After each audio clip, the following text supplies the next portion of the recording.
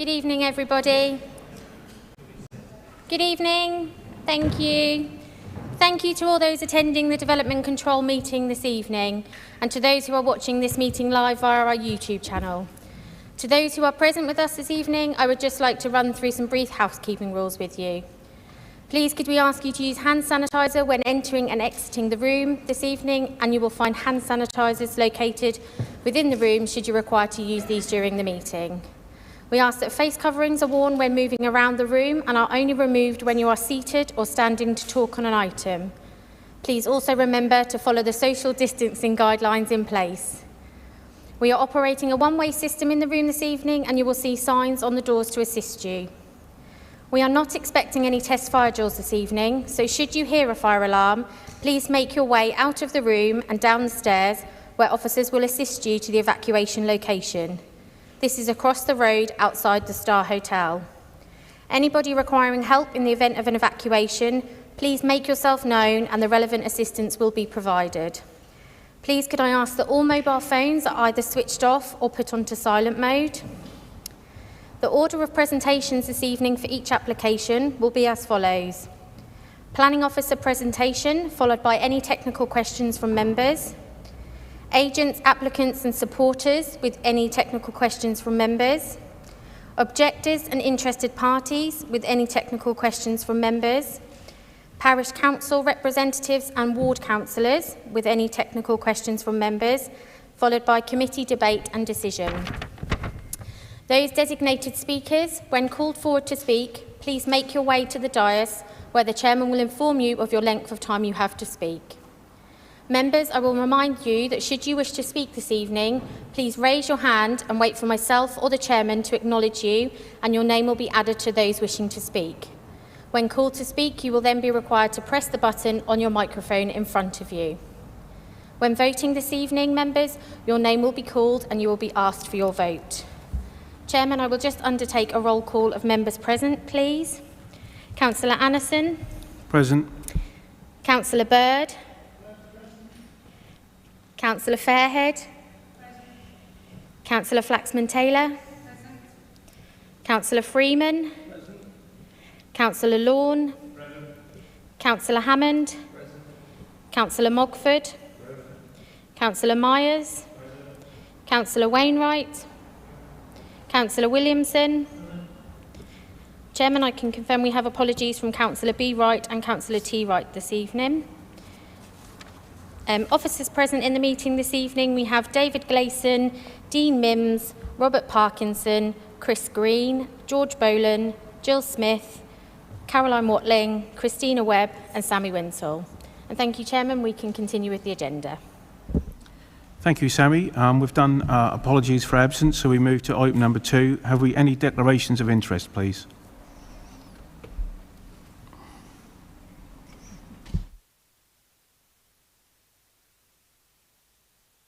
Just press your microphone, Councillor Flaxman-Taylor. Thank you. Application number 6, I've had several members of my family sign the online petition.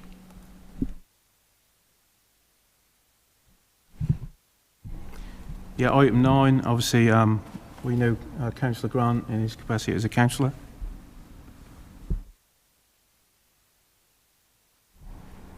Application number 8, I will be speaking as ward councillor. Thank you. Okay, is that everybody? Yep. Okay then, so we move to item number 4, which is the application for Crab Lane. I invite Chris Green, the Senior Planning Officer, to present this application. Sorry, Chair, we need to just do the minutes. Oh, sorry. Item 3. Oh, yeah, sorry. Yeah, to confirm the minutes of the meeting held on the 31st of March 2021. Everybody happy with those minutes? Yeah? Okay. Okay then, so we move to item number 4 to invite Chris Green, the Senior Planning Officer, to present the application on pages 9 to 31 of your agenda. Over to you, Chris. Thank you. Thank you, Chairman. I first must stress that this is an application by the Borough Council for housing that the Borough Council will run. The illustration on the screen at the moment is of the aerial view of the red-lined application site. The proposal is for 10 all-affordable one-bedroom modular homes. We had a trip out to it on the... I'm trying to remember when we went to the site. It was 31st of March, I think. No, that was when we resolved to have a site visit. It was after that, wasn't it? Okay, next slide.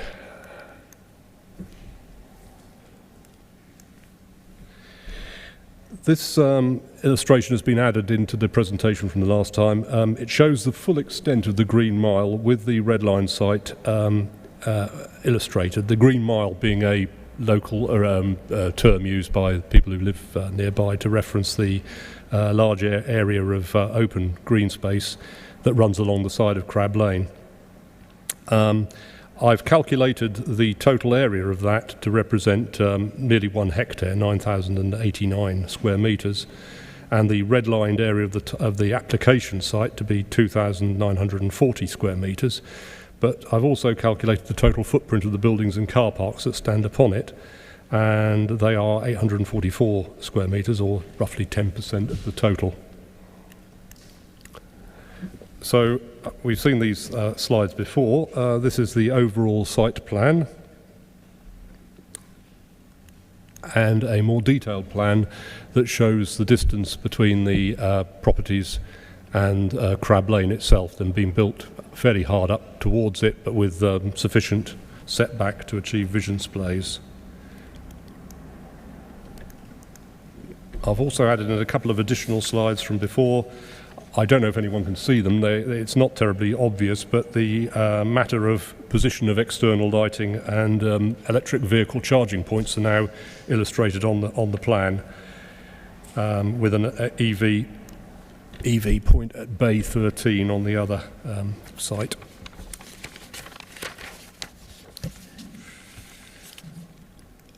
The next slide shows areas of open space in the vicinity of this piece of green open land. The designated open spaces are the ones that are coloured bright green, being the cemetery, the allotments, and the play area at Calmere Green. There is in addition a children's play area on the pub at the Shrub.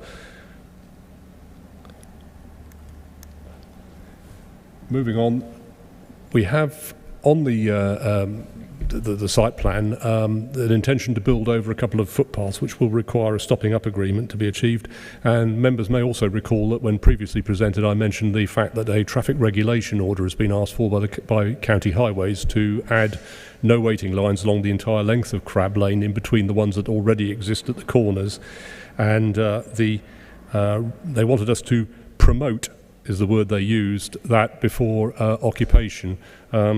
Promote actually means agreeing funds for them to progress a traffic regulation order, which is done under separate legislation, and those funds have been agreed. I apologise, I haven't refreshed the pictures insofar as they were still the ones taken in December, which make the place look somewhat less inviting perhaps than it might be. So the same pictures are being shown again today. I'll quickly go through them because I think everybody must be reasonably familiar with the site.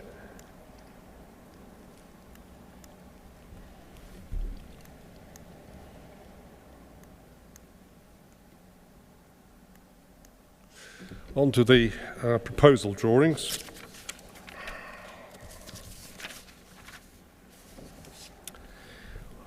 These are for the, you've got sets of 4 flats of this nature, two sets of groups of 4, should I say, configured in this manner with steeply pitched roofs and flat roof linking portions, with a brick and tiled finish.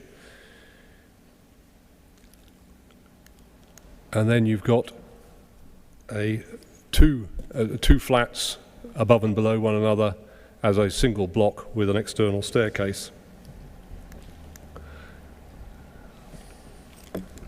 That is the originally submitted scheme with a lower pitch roof, and we reconsulted on a higher pitch scheme.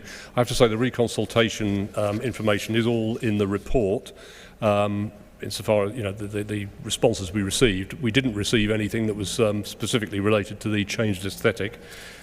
but we did receive an awful lot of responses that were very critical of the loss of the open space which is widely used for dog walking.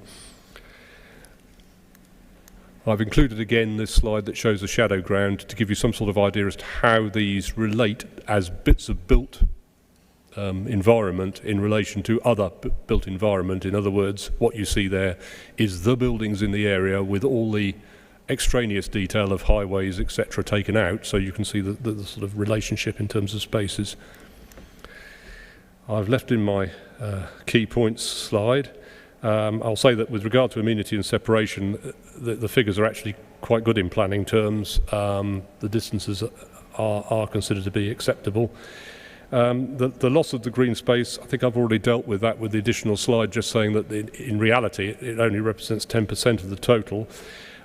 We do have policies that do seek to preserve green space, but obviously we have to arrive at a planning balance, and the provision of affordable housing in this instance is seen to be quite critical with the numbers involved. Only if you took all 3 sites that have been proposed, including the one that approved at Beach Station, it still only represents about 10% of the total need for single-person accommodation within the borough. Highway visibility, county highways are not, they're content with the proposal as it stands with regard to highway visibility. I know a lot of people say that the new properties near the boundary of Crab Lane will, to some extent, reduce the visibility going around the corner, but the point is one should be stopped, more or less, at the junction line if one's going to make a reasonable decision as to whether to move forward, and certainly the visibility displays are up to the requirements of a 30-mile-per-hour road. And then we've got the TRO, and indeed I think I've dealt with that already. So moving on, yes, we have had quite a bit of further information, including a full scheme for the secured by design element, which was lacking when last presented. But as yet, I haven't got feedback from the police as to whether they're entirely happy with it, but they have been happy with similar schemes elsewhere. So I've left this slide in, because although it represents the scheme elsewhere, it is actually similar to what's now being proposed here. Moving on to the recommendation, and now I do need to look at the screen.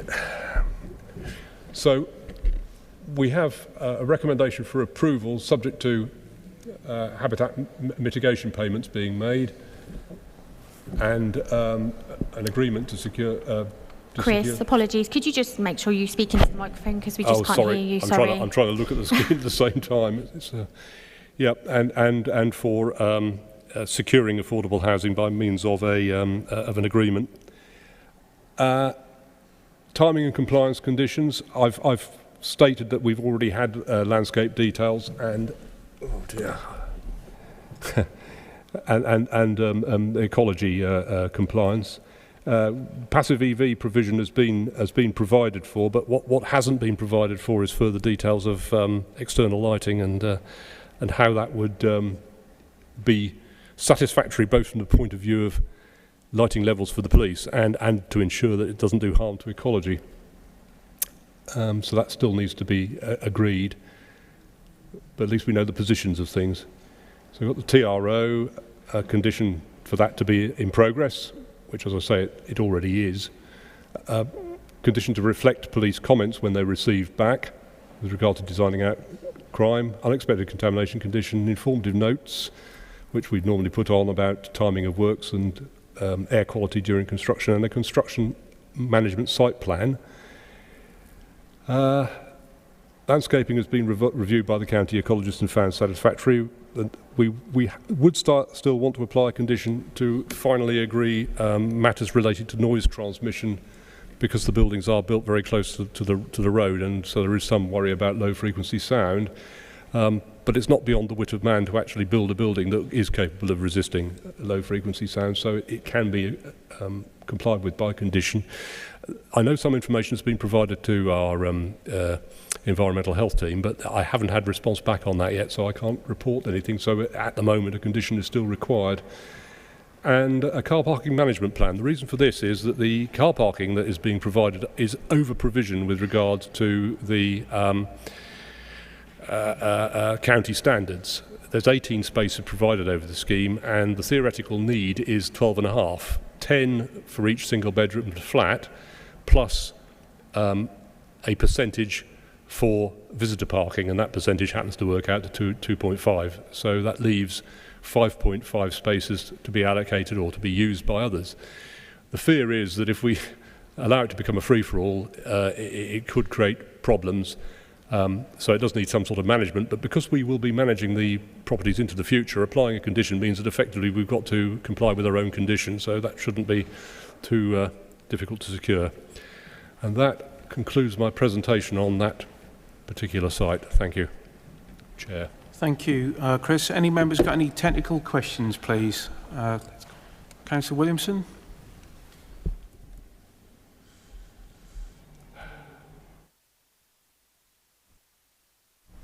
Thank you. I'm just querying 6.22, paragraph 6.22, talking about the open space in Goulston. I assume this refers to all of Goulston, not just that area of Goulston, so it includes all the cliff top and the beach area as well.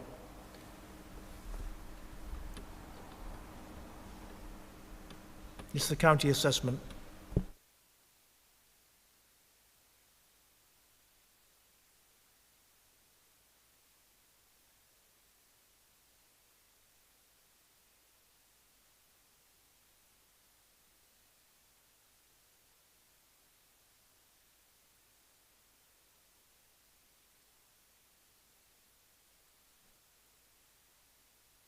I can't find that particular paragraph. What was? Where again was it?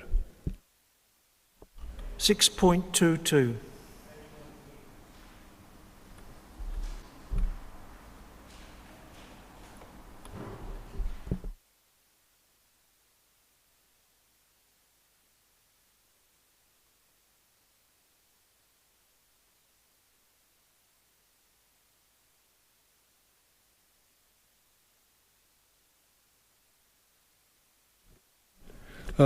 That paragraph appears to relate to the Green Infrastructure Management Plan. Is that correct?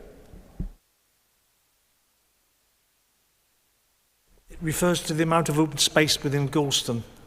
It talks of it's the counties. I'm just refinding it. Be with you in a moment.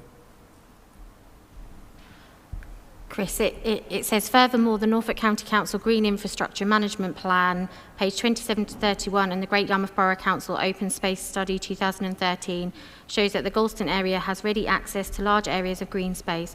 While this differs from play areas and general parks and other urban amenity space, it does illustrate that this is an urban area with good access to rural facilities.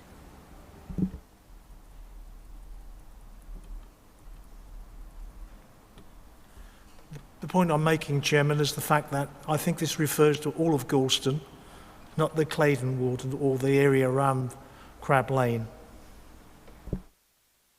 I'm sorry. I'm back. Yes, I am back. Sorry, I couldn't activate the speaker.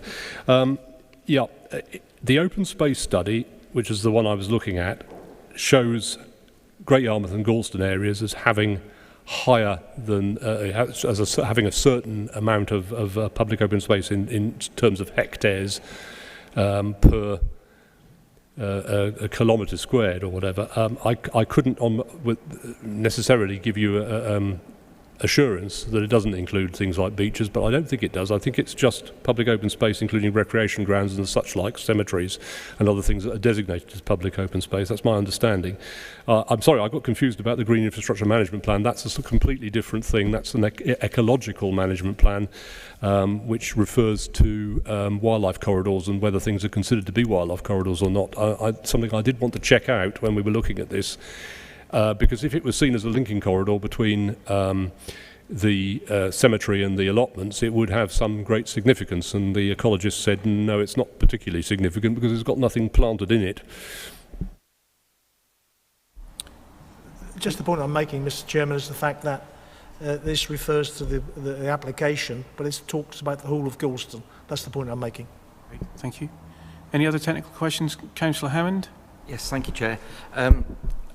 Has anything been done to address the fact that these doorways from these properties open out virtually straight onto the road?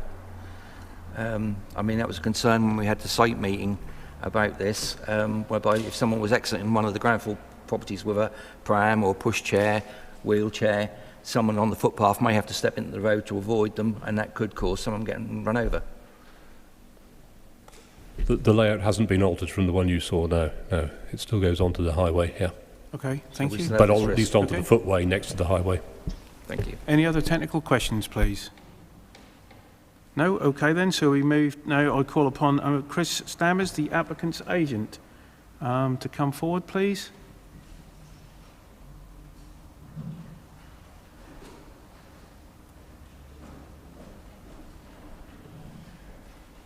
Thank you, Mr. Stammers. You have 5 minutes to present. Thank you. Thank you. Can you all hear me correctly? Lovely. Good afternoon. I'm representing the applicant, Great Yarmouth Borough Council, and I'd like to thank the committee for their time today and giving me the opportunity to talk to you.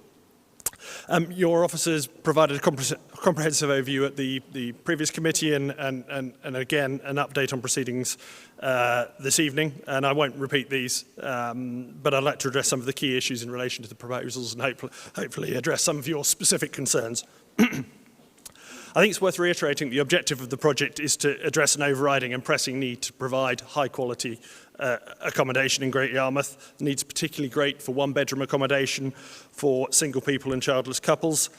At last count, there are 165 applicants on the waiting list to be rehoused into one-bedroom accommodation, and only 108 homes became available in the last calendar year to meet that need. So, and that is believed to be exacerbated by the impact of the pandemic. So the need is pressing. And this project is part of a wider initiative, as you understand, to deliver more of that form of housing stock across the district.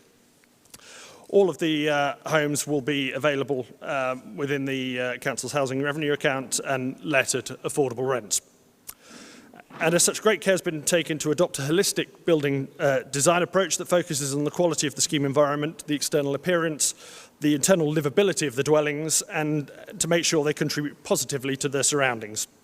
The schemes have been developed in conjunction with Broadland Housing Association, experts in the field, and extensively consulted upon, both within the council and through public consultation. As Chris has pointed out, the proposal is located on the land colloquially known as the Green Mile, and occupies approximately 10% of the footprint of that green area. It's been arranged in a linear form of 3 blocks of 10 homes, of 2, 4 and 4 blocks, 4 homes respectively, 2 stories in height. And that's in keeping with the scale of adjacent houses and the general scale of the area. We recognise the land is an important area of amenity, grass for the local residents, and following consultation we've adapted the design to one that is linear to maximise the amount of green space retained. The blocks take up a small proportion of the wider grassed area and have been positioned towards the road edge, leaving a good amount of space usable for recreation between the new dwellings and the existing shrublands development, with the new dwellings creating an active street frontage to Crab Lane itself and helping to shelter some of the green space from Crab Lane, improving safety for younger children. The setback of the proposed properties from Crab Lane itself varies from 1.9 metre to 2.6, and I know you've been to site to look at this, with a new footpath separating Crab Lane itself from the properties and a defensible landscaping strip. This is common in many Norfolk villages settings and in many areas locally. The homes open to amenity space to the north and are acoustically insulated to appropriate standards to mitigate any noise concerns. As Chris has said, the detail of that will manifest itself through condition. The dwellings themselves are constructed with a fabric-first approach to Part L, with high levels of insulation and a wastewater heat recovery system that contributes to a target EPC rating of B. Each block has high-quality private and shared spaces for residents of the schemes to the rear, with attractive parking courts in between.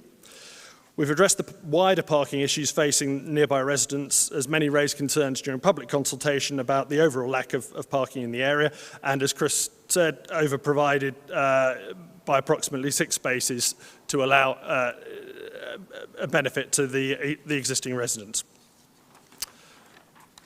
Careful consideration has been given to landscaping, respecting the secured by design approach to design out potential opportunities for crime with high levels of natural surveillance, ensuring access for garden maintenance and creating new spaces coupled with high quality planting schemes to increase biodiversity in the area and through the provision of new trees and hedging. The dwellings themselves are all one-bedroom, two-person flats and meet the nationally described space standard with an internal floor area of 50 square metres, with spacious living, kitchen and dining areas, separate double bedrooms and built-in wardrobes and bathroom. They'll be acoustically attenuated to address any perceived noise concerns from the adjacent highway, and we'll have an attenuated ventilation system that will 30 further seconds enhance remaining, that. Chris. Sorry? 30 seconds remaining. Thank you. Overall, it's undeniable that an increase in housing of this type is desperately needed. It's important that this needs met as quickly as possible, hence the drive towards a modular approach. As Chris has pointed out, there are no overwhelming planning reasons as to why permission should not be granted. We therefore respectfully request that officers endorse the recommendation of their officer and grant planning permission. Thank you. Thank you, Mr Stammers. Any questions from any members, please? Yes. Councillor Bird. Thank you. I would ask the concern that Councillor Hammond just had regarding the fence. Would it be possible to have the fence remain so that people coming out of the door would have to have a fence in front of them and they could walk along to a further exit to come out on the road? That would make it a lot safer. Is that a possibility? I think we would need to consult with highways on that point. My personal view is that the fence would potentially be an obstruction to the visibility displays, both from Forsythia Avenue and from the parking courts. But it's certainly something that can be explored, and it might be that a local area of fencing immediately to the doors is a solution that deals with that concern. Any other questions? I believe you said that it was normal in villages for houses to be this close to the roads as such. I just wonder if it's normal to be close to a main feeder road into a town, because is it normal to have houses 1.9 metres from a main feeder road? It's certainly not uncommon across Norfolk, and I think actually in urban design terms, the proximity of buildings along the road edge can be beneficial in slowing traffic. Actually, I think one of the reasons that's probably quite a busy road is it's wide, it's sort of open aspect, and I think certainly it's the tightening of streets is used as a design tactic to improve highway safety in many instances. Any other questions, please? I just got one question, Mr Stammers. How wide is that public footpath? How wide would that be? 1.2 metres. That's 1.2. So from the front of the building to the actual back of the footpath, 700 millimetres. Is that correct? It varies. It varies because 2 feet. It varies Yep. because the strip tapers. Yep, but at its minimum. Yeah, that's fine. At its minimum, yes, I think that's fair. Yep. Okay, thank you. Any other questions? No? Okay, thanks very much, Mr Stammers. Thanks for your time. I know. Yeah.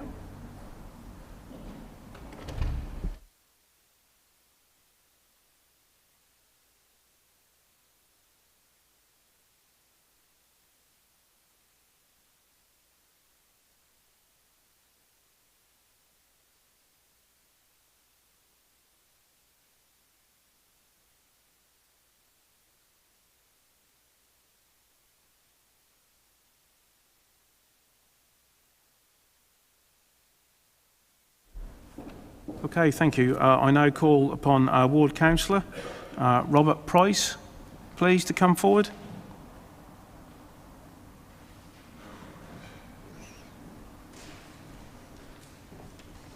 Councillor Price, you have 5 minutes, okay? I beg your pardon, Chairman, 5 I didn't hear minutes that. you got, okay? Yeah.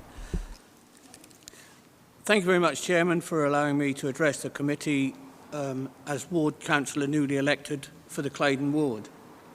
Chairman, I cannot stress just how much the residents in Claydon ward have voiced concerns to me objecting the proposed overdevelopment on one of the few open grass spaces in Galston, not just Claydon Ward, in Galston, during the period up to and after my being elected to represent the ward.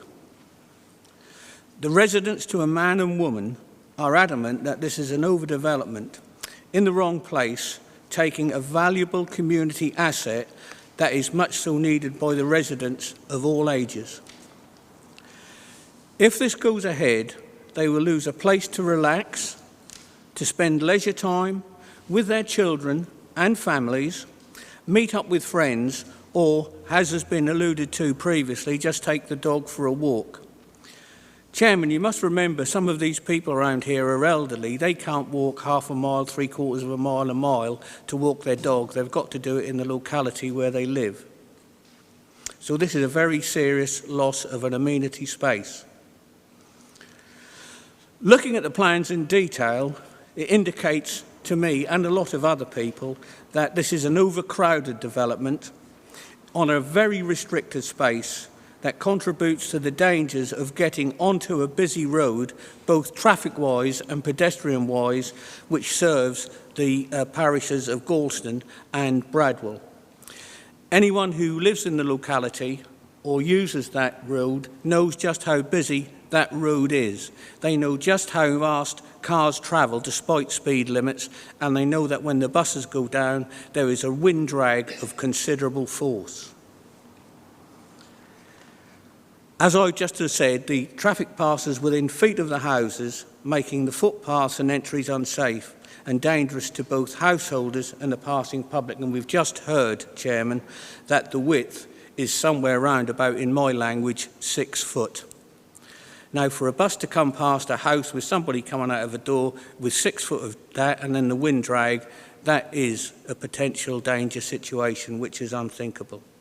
And we all know, Chairman, don't we, just how many accidents there are in that area of Bradwell and Galston, as alluded to and spoken about recently. So on behalf of the many residents, I urge you to reject this project on the grounds that I brought forward before you. And whilst there is a need for the housing, I think everybody accepts that, please find a suitable area that is more conducive to the project.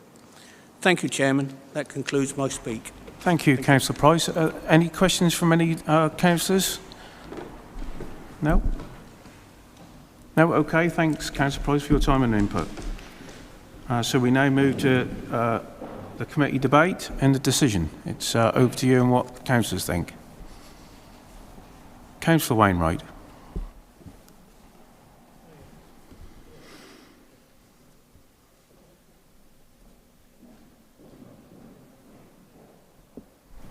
Does that work? It's working. Thank you, Mr. Chairman. Well, yeah, obviously I attended the discussion we had on this some weeks ago, attended the site visit. I mean, I think as everybody said, this type of property is desperately needed in the borough. There is no question about that. The reason we've gone for these sites is because obviously it's council land, so it just makes it easier to achieve, I presume.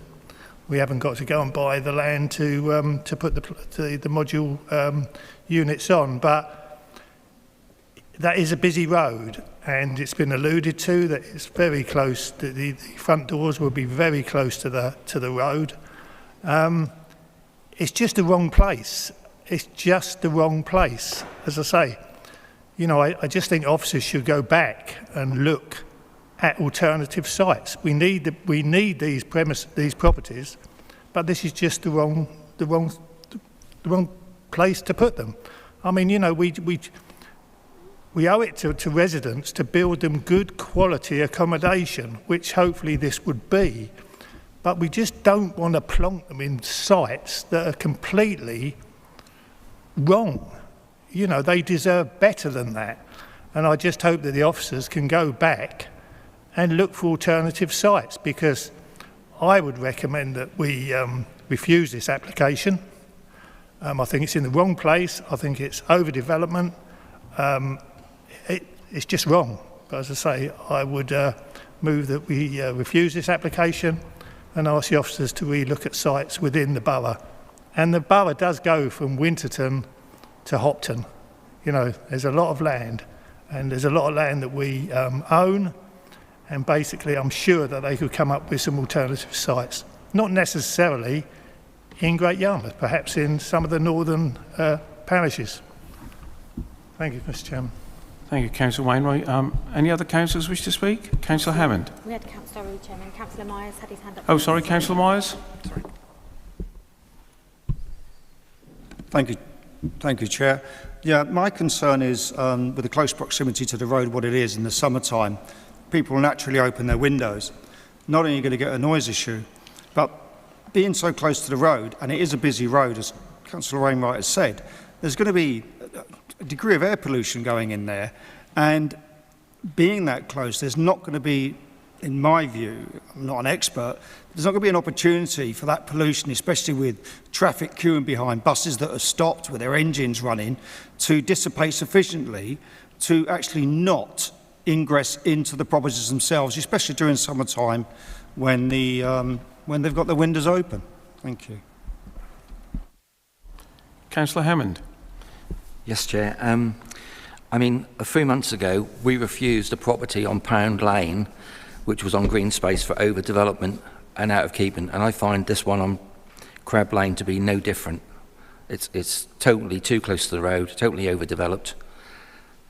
It's just the wrong place for it. It should have been on a brownfield site somewhere. Okay, thank you. Anybody else? Councillor Williamson.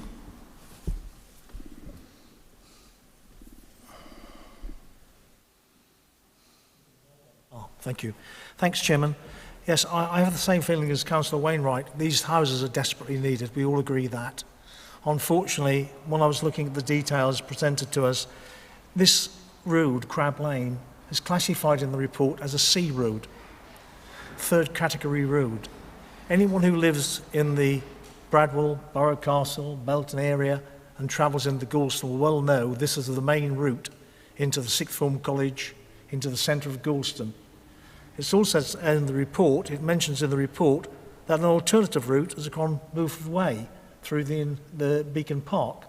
Well, that will take you to the cliffs, but it doesn't take you to the town centre of Goulston. So I think this road is a very heavily used road. The houses are extremely close. I heard what the person was saying representing the Borough Council concerning planning, but being 1.9 metres, from a busy road at that time, strikes me very strange in the modern world, building something so close to a very, very fast road. The loss of green space, I noted the county report talked about all of Goulston, and probably yes, if you take all Goulston in with the various cemeteries and everything else, it has a fair amount of open space. But this part of the town hasn't. I wouldn't count the allotments as sort of being open space as such. They're always locked off. There's just this one pit strip of ground all the way down that side of the Crab Lane. So that combined with the street scene, the loss of the street scene, in my opinion, would make me not want to support this application. Thank you, Councillor Williamson. Anybody else? Councillor Mogford. Thank you, Chairman. Chairman, I don't think there's anyone in this room who would doubt our need for this type of housing. I've no problem with the houses at all. I've no problem with the design. The only problem I have is its location. If that piece of land was just another 10 or 15 feet wider, I think we could build there. But at the moment, it's just too narrow, it's too tight, and I have to say I feel it's totally the wrong place to build houses. And I think we should turn it down, and I think we should look for other property elsewhere. Thank you, Chairman. Thank you, Councillor Mogford. Any other councillors wish to speak? Councillor Bird. Yes, thank you, Chair. I live in an area which is very deprived and always looking for property such as this. I find that I'm here today to look at planning, and I find it difficult in all the years of planning I have, where the applicant has done what one would think he would do, which is consult with the residents and the ward councillor. He's forward the entire necessary planning requirements as stated. County Highways have submitted appraisal, which states their conditions, and they have no objections. And I know there is a concern about the roads, and I think we've got 6 new councillors at county level who I think can work with the councillors of the area to make sure that the road has the necessary requirements to be a lot safer. I mean, I've read the 12-page documents. I've looked at every paragraph, and every paragraph seems to lean towards the applicants to provide affordable units for a much-needed housing department. Our borough planning officers are well versed in planning procedures, and on this occasion are satisfied to make a recommendation of approval. I'd like to ask, with this in mind, ask the senior planning officer a reason why, in planning terms, we could turn this down. Dean, would you like to come in there, Dean? Well, certainly the recommendation within the committee report is for approval of the application, isn't it? And the reasons sort of are set out within that. But if you're then minded to go against the application, then obviously within the local plan there are various policies which are sort of talking about encouraging well-designed, distinctive places, and also sort of considering matters of amenity, both for sort of existing and future residents there. So in this instance, we're looking at future residents. So if members taking this sort of on board what's been said here today, certainly there's an argument to be said, and obviously this would need to come from members rather than me, that it's contrary to that particular policy in there. What I would say is that, and I'll just go on a little bit further, which obviously you haven't asked me this particular question, but what I would say is that if members are minded to actually refuse this application, that what I would say is actually rather than actually refuse our own applications as a council, that we actually sort of defer this tonight and request that the housing department then actually withdraws the application rather than refuse the application. What do members think of that? Would you be happy to do that? Chair, they could withdraw the application tomorrow morning. If we refuse it, they could still go in the morning and withdraw it, and that is allowed. But I think that the difference is here is that we as a local authority, what we can't really be doing is actually refusing our own application from that point of view, because we are, you know, it's the council making the decision here. So the protocol really would be to actually withdraw it, and then so that you are minded to refuse this and goes that way around. Councillor Myers? I would propose Dean Minns' proposal. I would support that the council would withdraw the application. Okay, Councillor Myers, have we got a seconder for that? Councillor Flaxman-Taylor. Okay, anybody else wish to speak at all on this? Okay then, so at this point, Sammy will do the roll call. Chairman, if we can just be clear on what members are being asked to vote on. Councillor Myers, if you could just, or Dean, just clarify. Yeah, certainly. I am proposing to support what Dean Minns has said in giving the council an opportunity to withdraw the application as opposed to us refusing it. Yep. Okay. You happy with that, Emma? Yep. Councillor Wainwright?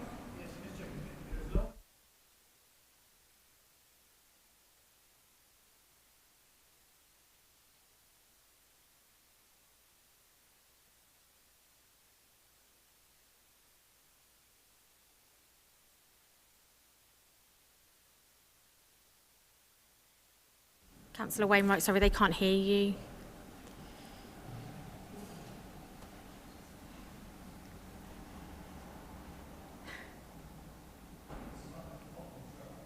Sorry. Yeah, I mean, I see it as a councillor who represents the residents of all the borough, but especially the ones that actually voted me here tonight. And as long as I can be assured that the council will withdraw the application tomorrow, as Councillor Hammond said, first thing in the morning, I'll be happy with that. But I don't want to see this sort of being tossed about and then come back. You know, if we refuse it, it's refused. And that's the end of the matter. I mean, the council's hardly going to appeal against itself.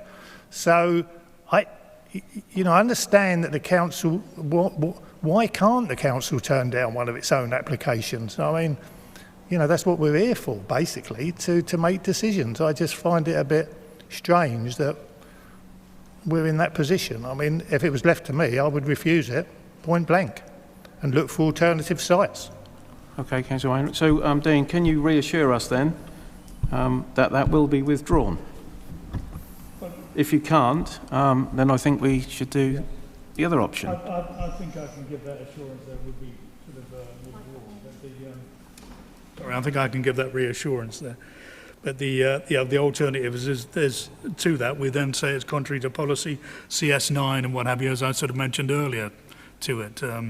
Bearing in mind what you've said about sort of overdevelopment, proximity to the road and all that sort of stuff in there as well. So, but I think from conversations I've had, and I believe that will be the action that will be taken. And we have your full reassurance. You have my reassurance. That, okay, all right. That's clear. Okay then. So Sammy, we go to the vote, yeah? Yeah, so it's a vote to defer the application to allow the council to withdraw. Is that correct? Yep. Everyone happy with that? Yep. Okay. Okay, so we'll undertake a roll call. Members, if I can ask you to press your microphones. It may take a little bit of time because you'd have to turn them off between each one. But sorry, hang on. Did Bernard want to speak? Sorry. It won't bounce back to us at a later stage, will it? This is the key issue. I mean, if it's going to be withdrawn, then suddenly reappear in 2 years' time, then it's a different position. I think the point is you've made your position as a committee very clear on this. So.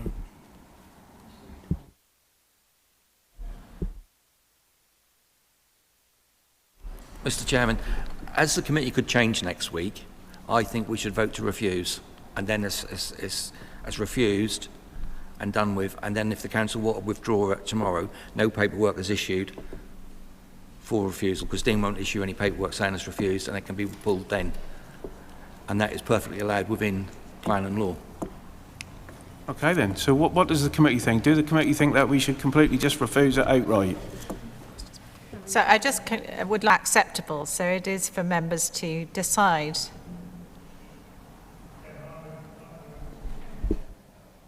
Can you just say that with your microphone on?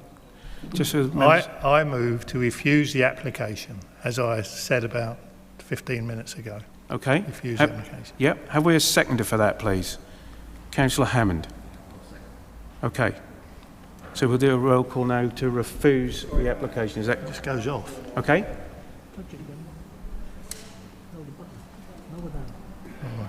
All right, Sammy? Yeah, unfortunately, Chairman, because we had a proposal and a seconder for Councillor Myers' proposal to defer, we have to take that proposal first. Can we withdraw our proposal?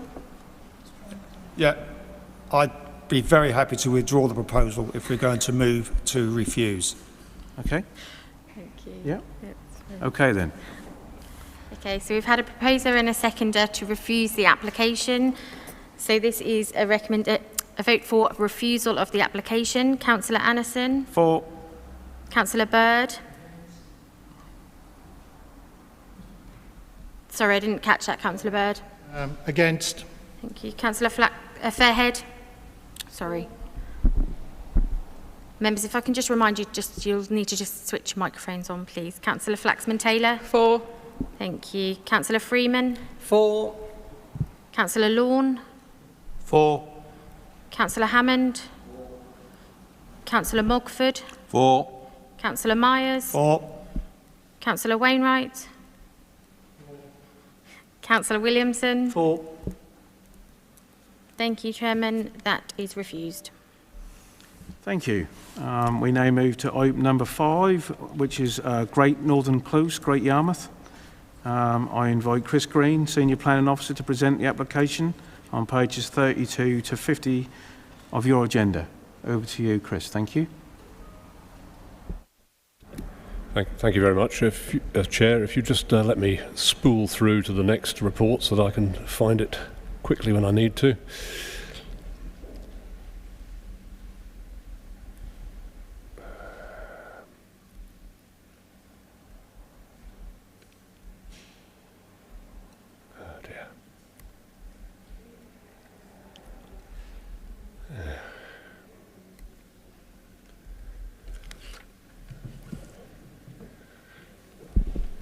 We have got it up, okay. Thank you. Yep, this is another one of the applications by the council for an all affordable modular housing site. This one comprising 8 units as opposed to the 10 on the previous one. I can't see a thing because of the... Could you pull that? Yeah. Thanks. Thank you. Sorry, he's just going to pull the curtain across for me so I can still see the screen a bit.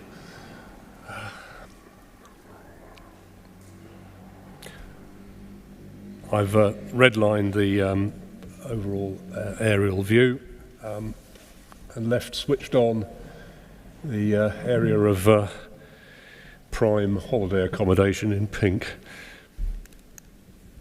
The location plan shows the site, which is currently a car parking area. This is the general site plan showing the development to have an H block comprising 4 flats in a 2-storey configuration and an L block also containing 4 flats in a 2-storey configuration with a car parking area for 7, including 1 disabled parking space to the west side of the site. A little further detail, we now have electric vehicle charging points and lighting added.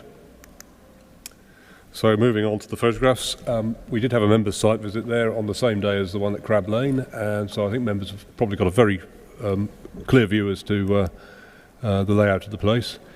This is looking back towards North Deans Road with the terraced housing that faces onto North Deans Road and backs onto this site. And another shot of the same. And the shot towards the south east, showing the existing buildings. And again, looking due south from the car parking area to the existing buildings. And a slightly different view from the looking east, showing the trees that fringe the existing recreation ground that are not within the site, but obviously have a root protection area that extends into the site. And then onto the proposal plan, showing the H and the L blocks, ground floor level and first floor level. And the views from north and south, from east and west, and some computer rendered detailed designs. And again, looking into the little courtyard that's created by the layout. This particular slide shows the car parking spaces that are available on land within 75 metres of the entrance to Great Northern Close. There is space there for 55 vehicles. To the immediate west of that, you can see other space which is used by the council and I believe part of the refuse organisation or the Direct Works organisation. But if you also look further round to the further west, there is other parking that faces onto Beaconsfield Road. And there's an illustration of the that site. So, key points. I think that the real key point on this particular site is parking and the loss of parking. Currently, there are 60 flats in Great Northern Close and 71 parking spaces. The result of this proposal would reduce the number of parking spaces to 34, for what would then be 68 flats on the site. But there are 55 spaces within 75 metres. So it is a balance. And the balance is very much the delivery of much needed affordable housing as previously outlined, vis-a-vis a loss of parking space. And I was particularly taken by one lady who wrote in to say that what happens if I can't find a drop-off space when I've got my kids and my shopping. And I thought, yes, that could be a problem even with the other space 75 metres away. Observations are that there were spaces generally available during the day when I visited the site, although I have heard others say otherwise. But as I say, it is a fine balance, and it does very much revolve around the delivery of affordable housing and the need, vis-a-vis the loss of parking. In other regards, I would say that the site is satisfactory from a planning perspective entirely. I have also identified that there are some opportunities to improve some of the parking areas on the existing site. They don't form part of this application, but it would be perfectly possible to widen some of the bays to make allowance for disabled parking. We have a disabled parking space being provided on the proposed scheme, which in terms of proportions within that scheme is satisfactory. You can't normally compel an applicant to improve an existing poor situation in terms of supply of disabled parking, but you can ask them to do something about it within the scheme they're proposing, within the redlined area, and this is what has been done. So, coming to the recommendation, it is to approve, subject to the completion of a legal agreement or appropriate alternative mechanism to secure the affordable housing, and for the transfer of money to pay for the habitat regulations matters. Also conditions the normal timing and compliance with approved plans, development to be in accordance with the contamination report, which essentially says there was some trace contamination found. Actually, that was, I think, asbestos. The point about that is, although objectors have said, oh, you can't develop there's asbestos, the very fact that the due diligence discovered the asbestos means that it will be correctly dealt with. We're looking at the parking and cycling spaces to be made available before occupation, the EV and lighting positions to be delivered as shown, but with a preoccupation requirement for further information on lighting intensities. Other highway conditions, security condition to reflect the recently received secured by design information, as we haven't yet had feedback from the police on that matter, and provision of the agreed ecology mitigation, construction to be in accordance with the arboricultural method statement, and contamination precautions during development, and including hours of operation for construction. So that concludes the presentation. Thank you, Chair. Thank you, Chris. Any members got any technical questions for the Senior Planner Officer, please? Councillor Bird. Yes, thank you, Chair. In the last application, you did mention that electrical points would be supplied for vehicles. Is this the same policy you would enact here? I've asked for an EV charging point to be provided in the car park. One point is sufficient because, of course, you can branch off from a single point. What we have done is asked for them to put the duct in to make it to be ready for it with a pull through. It's no more than that, but it would make provision. Thank you. Any other technical questions, please? Councillor Hammond. Yeah, on the last application, you said the minimum standard was one parking space per flat plus 25%. And you're saying the total number of flats within Northern Close with these 8 would be 68. That would mean we would need 85 parking spaces to fulfil that. And we're not going to have anywhere near that, are we? And you can't really count the parking space on the other side of North Deans Road because people on Beaconsfield Road park there, the council workers who work for GYBS park there, people on North Deans Road park there. all we're going to end up with is traffic mayhem in the area if we go ahead with this. How does that fit with what you said in the last one to this one? Chris? Okay, I wasn't sure that was a question, but yeah, you're right. We are accepting the idea that some parking that is not allocated nearby provides some degree of comfort. Now, that's not unusual in planning cases. One looks at the total provision within an area and tries to evaluate whether that is sufficient to deal with the requirements.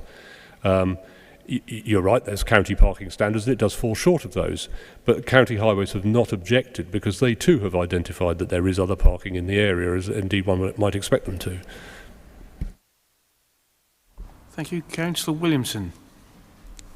Just a straightforward question. If this was a new application, would we accept an application which had 68 flats but only 34 parking spaces?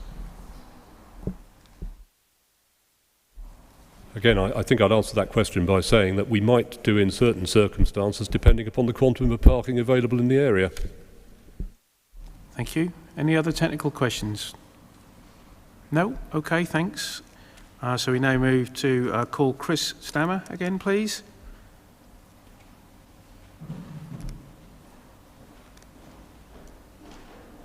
Thank you, Mr. Stammer. You've got 3 minutes on this application, okay? Members, thank you again for letting me speak in relation to these proposals, and Chris for your synopsis of the scheme before you. As discussed, this is another scheme that highlights the sort of dichotomy you have to make as decision makers between the need to provide much needed accommodation and the suitability of sites within the council's asset register.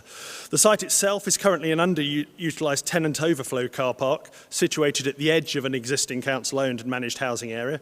It's a corner site adjacent to Beaconsfield Recreation Ground. It's a tucked away corner site, and I think there's an opportunity here to complete the street scene in many respects and to improve the overall quality of the area.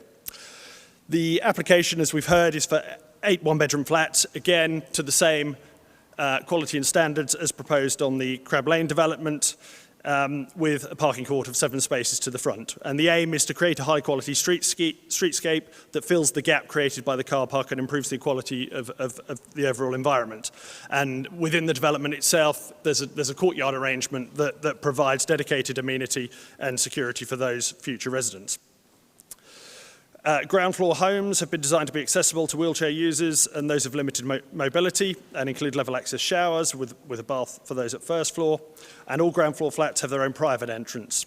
Each block has stair access to the first floor flats, with the block on the west having an open staircase from the courtyard, and the one on the east an internal staircase. Architecturally, it's the same unpretentious palette designed of materials of a light coloured brick with sandy tones and a grey roof to complement the existing area, and it will be built to the same fabric standards as previously described. The approach to delivery, as Chris has mentioned, will be modular, and as part of that construction process, there's the opportunity to address historic asbestos contamination to the site, which will be safely remediated as part of these proposals.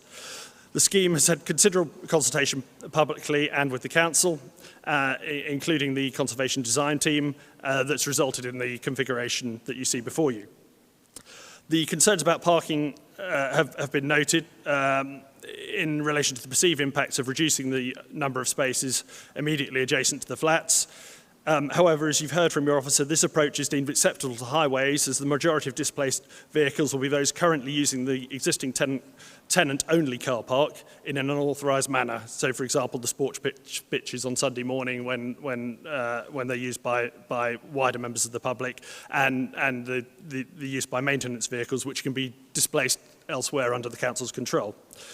And we've heard that there's sufficient local free parking wider to cope with such displacement. The scheme is deferential to its setting and avoids overlooking nearby dwellings whilst keeping a sense of enclosure and providing a more community feel. There's high levels of natural surveillance that will improve the safety of the connection to Beaconsfield Park, and the scheme itself is extensively landscaped to improve the overall qualitative aspects of the surroundings. The development itself will be secured with a perimeter 1.8 metre high black metal fence and will meet the secured by design recommendations. You have 10 seconds left. Again, there's no compelling planning reason why this application should be refused, and I respectfully ask that members approve it. Thank you. Thanks very much. Any questions from any members for Mr. Stammer, please? No? Okay, thanks very much, Mr. Stammer, for your time. Thank you.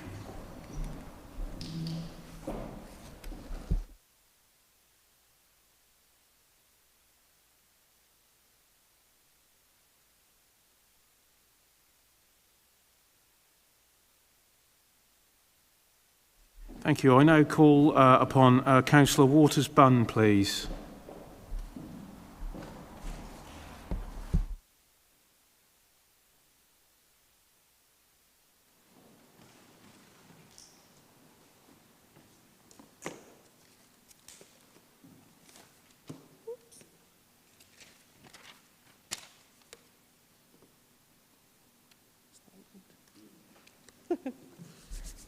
You have 3 minutes, all right? Thank you. Chairman, sorry, I just wanted to confirm Councillor Waters-Bunn isn't here in a councillor capacity. She's here as an objector on behalf of her mother for this evening's application. Thank you. Okay, I'd just like to point out two things just before I talk on behalf of my mother. She received a letter dated the 12th of May notifying her of tonight's meeting. This was received in the post on Saturday morning with notification for her to contact the Town Hall by 4 p.m. the day before she received it. We need to do better, GYBC. These are residents. There's a list of people that have received this letter, none of which would have been able to speak at this meeting today. I'd like that to be minuted, please.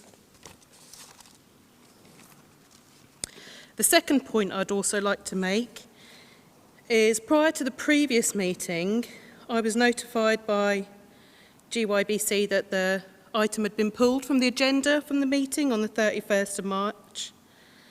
And the email says, sorry, glasses off, just to let you know that the application number, blah, for Great Northern Close has been deferred due to further public consultation being undertaken. Where is that further public consultation?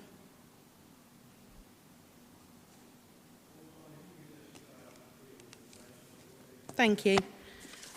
Right, now I'll do a bit about my mum. Thank you, Chair, members, I'm here today speaking on behalf of my mother, who is a resident at 118 North Deans Road. She has many concerns and worries about this. Her property faces North Deans Road, which is obviously double yellow lined, and the rear access to her property, where she does have a dropped curb, is from Great Northern Close. She has a dropped curb for rear access due to disability, being unable to walk, being wheelchair bound. She often currently has vehicles parked in front of her access gate. This has resulted in several missed hospital appointments, including treatment for cancers. Removal of the parking for residents for over 70 properties, 71 I think was the confirmed figure, will increase the likelihood of this happening, as there will be insufficient spaces for local residents. She now needs carers following a further stroke. Where will they be expected to park now? In a car park which was highlighted on the slide not too long ago, that seemed pretty full during the day. It's also suggested that further parking is available up in the separate ward, actually, off Salisbury Road by the high school. That is unacceptable to be considered as parking for residents in this location. The residents at 113, 114, 115, 117, 119, 120 and 121 North Deans Road are all over retirement age, and I'm sure there are many residents in Great Northern Close that already do and may need to rely on carers. These people need to be able to park close by to help these residents. and anybody who knows how long carers get at each site, it is minimal. And if extra time is needed to find car parking, people will be without their care and carers will not have time to meet their clients. The close is often blocked by ambulances now.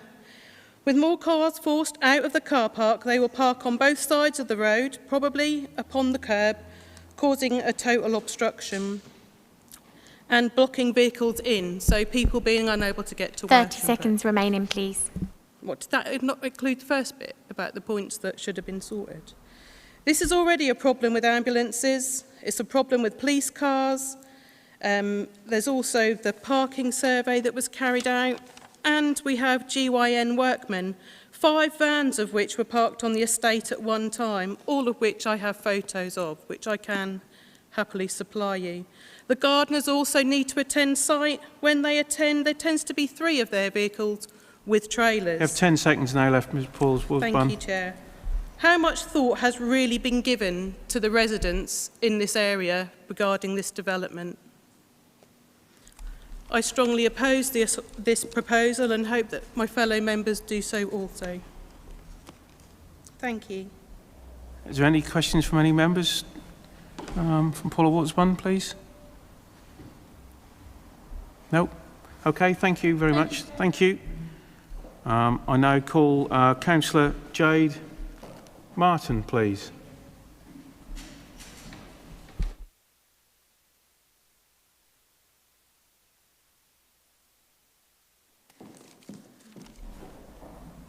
Councillor Martin, you have 3 minutes. All right, thank you. Thank you for letting me speak. I'm speaking as a ward councillor for Central and Northgate and on behalf of the residents. Firstly, I would just like to say that the objection is not towards the housing or the type of project, as it's very welcomed and very much needed, especially with the waiting list that we have. My objection comes to the location. I appreciate a parking survey was carried out, but this was during unexpected times and the parking use is usually much higher. But put that to one side, pressures of parking remain, with vehicles often blocking areas and cars parked along the pavement sides.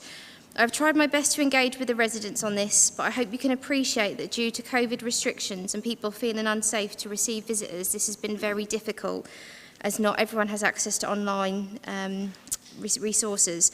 I made contact with the council in regards to the planning notice that was attached to the site. It soon had disappeared, and I made a request for this to be replaced. And this is also a concern that's been raised by the residents that you can see in the documents provided. During the committee site visit, which I attended, the notice was again not seen and had been tied to the lamppost with 2 pieces of string. Again, I appreciate this is difficult times, but more should have been done to engage with the local residents, as they will be the ones impacted by this. The residents that I did talk to raised concerns with parking as mentioned, and in one particular had a concern about the school buses that picks up her grandchild. She is disabled and she relies on close parking. And we were told that people that used disabled parking spaces or had a disabled badge would be consulted, but she has had no contact or was aware of this planning application until I made her aware. There's also day centres that use the area, Centre 81 for one. So the concern now is if the parking spaces go, parking will result on both sides of the road, which will cause issues for emergency services and pedestrians to safely use the pavement or wheelchair users. As mentioned, this type of housing is welcome and needed, but more consideration to the location is needed. I feel the search for alternative locations could be done. The proposed location is going to impact the current locals and close the area in further, given the feeling of sardines in a tin. We have further spaces elsewhere, and I just think that we could do some more searching for this project. Our residents deserve better. We also need to be careful that this could set a precedent to build in more or all of our parking areas. I ask my fellow councillors to please consider the residents of my ward and either object or refuse this based on my residents' views as the plan stands and give more time to think of a better location. Thank you. Thank you, Councillor Martin. Any questions for the ward council, please? No? Okay, thanks very much, Councillor Martin, for your time and input. So at this stage we move to the debate and the decision. It's over to the councillors what they think.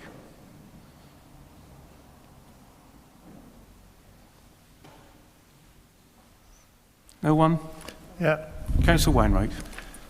Well, again, we've heard from the ward councillor and Porter Warders Bun. I mean, you know, we're taking away. It just seems to me that these houses are desperately needed. There's no question about that. But it seems that we're just saying, well, we'll just put these there because that'll do. You know, so we put them on a car park or we put them on a bit of green space. There doesn't seem to be a lot of thought gone into this. I mean, we're taking away valuable car parking space. Quite clearly, there's a big development which has got planning permission for, as far as I believe, across the road on the old nurses, not hospital, but then, you know, where the nurses used to train and live. Parking spaces are at a premium in that area, and you know, as I said, we owe it to residents to give them good quality accommodation to top class design, of which these are. There's no question about that. But I just think we should, in this case, just look for alternative sites. And if there's a problem with that, I mean, I'm sure we could fit another 8 onto the Beach Coast Station. You know, there would have to be a fresh planning application, but, you know, there is quite a bit of room on there. This is only for 8 units.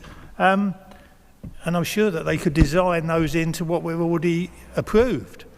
So, again, I will be refusing this. I will be voting against this recommendation. Not because I'm against the houses, I'm just against, we seem to think, well, we do need these properties for these residents, so we'll plonk them on a bit of a car park or we'll plonk them on a bit of a green space, and that'll do, they'll be happy with that. That's not acceptable. I think we should look at more alternative sites and maybe revisit the Beach Coast Station for another 8 units. Thank you, Chairman. Thank you, Councillor Wainwright. Councillor Myers. Yeah, thank you, Chair. Perhaps I should have brought this up at the technical question, so I beg your indulgence. Page 39, 6.5, just seeking from clarification. It states, notwithstanding the Borough Council can report a healthy 5-year land supply, the development plan supports windfall residential developments in sustainable locations. Is this considered a windfall development? Could you come in there, Chris, please, or Dean? In as much as it's not on an identified site where one might be proposing an extension to the urban fabric, it is a windfall site, yes. Thank you. Okay. Anybody else wish to speak? Councillor Williamson. Yes, thank you, Chairman. I think it all comes down at the end to the issue of parking. That's the whole issue around the site, and on the site visit it was quite apparent. We were there during the day, so we didn't get the full impact of the evening parking. But certainly if we're going down for 68 flats to 34 spaces, it's half a space each, and they've got to take into account care workers coming in to help elderly residents in that area. And then, of course, we've got the repairs and maintenance crews which come in. That area is very, very heavily used. I can understand the theory behind the fact that you take account of the parking in a wider area. We could displace the parking to, for example, across the road about 75 metres away. But in my experience, when I've been in that part of the town in the evening, it's very full as well. It's crowded. Those back streets are absolutely packed with cars. And going there during the day doesn't give a normal representation of it. So I feel this is down to parking, and it's really putting the people in Northern Close under tremendous pressure. And it's really unfair to them to put this kind of development in that particular area. Thank you, Councillor Williamson. Anybody else wish to speak? Have we, Councillor Hammond? Yeah, I mean, there is a site for sale on Escort Road which the council could have bought and developed, and there wouldn't have been a problem, as Councillor Wainwright said.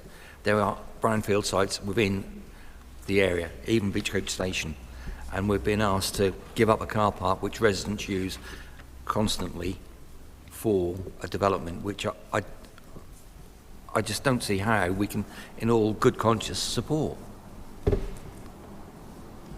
Thank you. Anybody else? Anybody wish to move a recommendation? Councillor Wainwright? Have we a seconder for that, please? Councillor Myers? Okay. So, Sammy, we'll go to the roll call.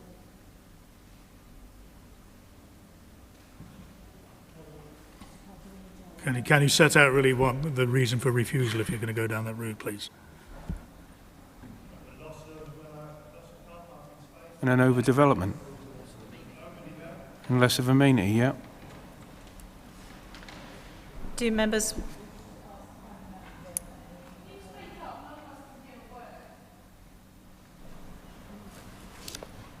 wish to ask the planning manager for advice about policy reasons for refusal? No. I'm certain the planning manager can find a reason, because we can support or refuse everything that comes here. We've got enough policies. Okay then, Sammy. Okay, so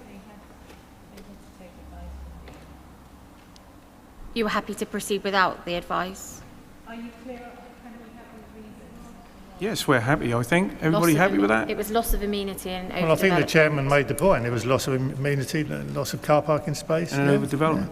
Yeah. Overdevelopment, yeah. Yep. We're all happy with that, yeah? Yep.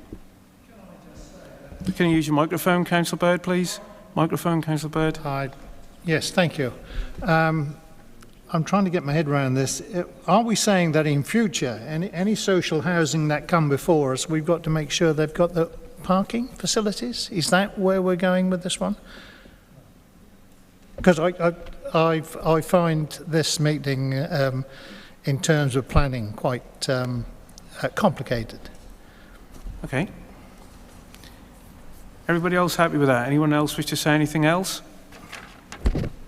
We have a proposer and a seconder to refuse the application, and at this point Sammy will undertake the roll call. Okay, members, so this is a vote for refusal for the application. If I can just remind you, you will need to turn your microphones on when you give me your vote. Councillor Annison? For. Councillor Bird? Against? Councillor Fairhead?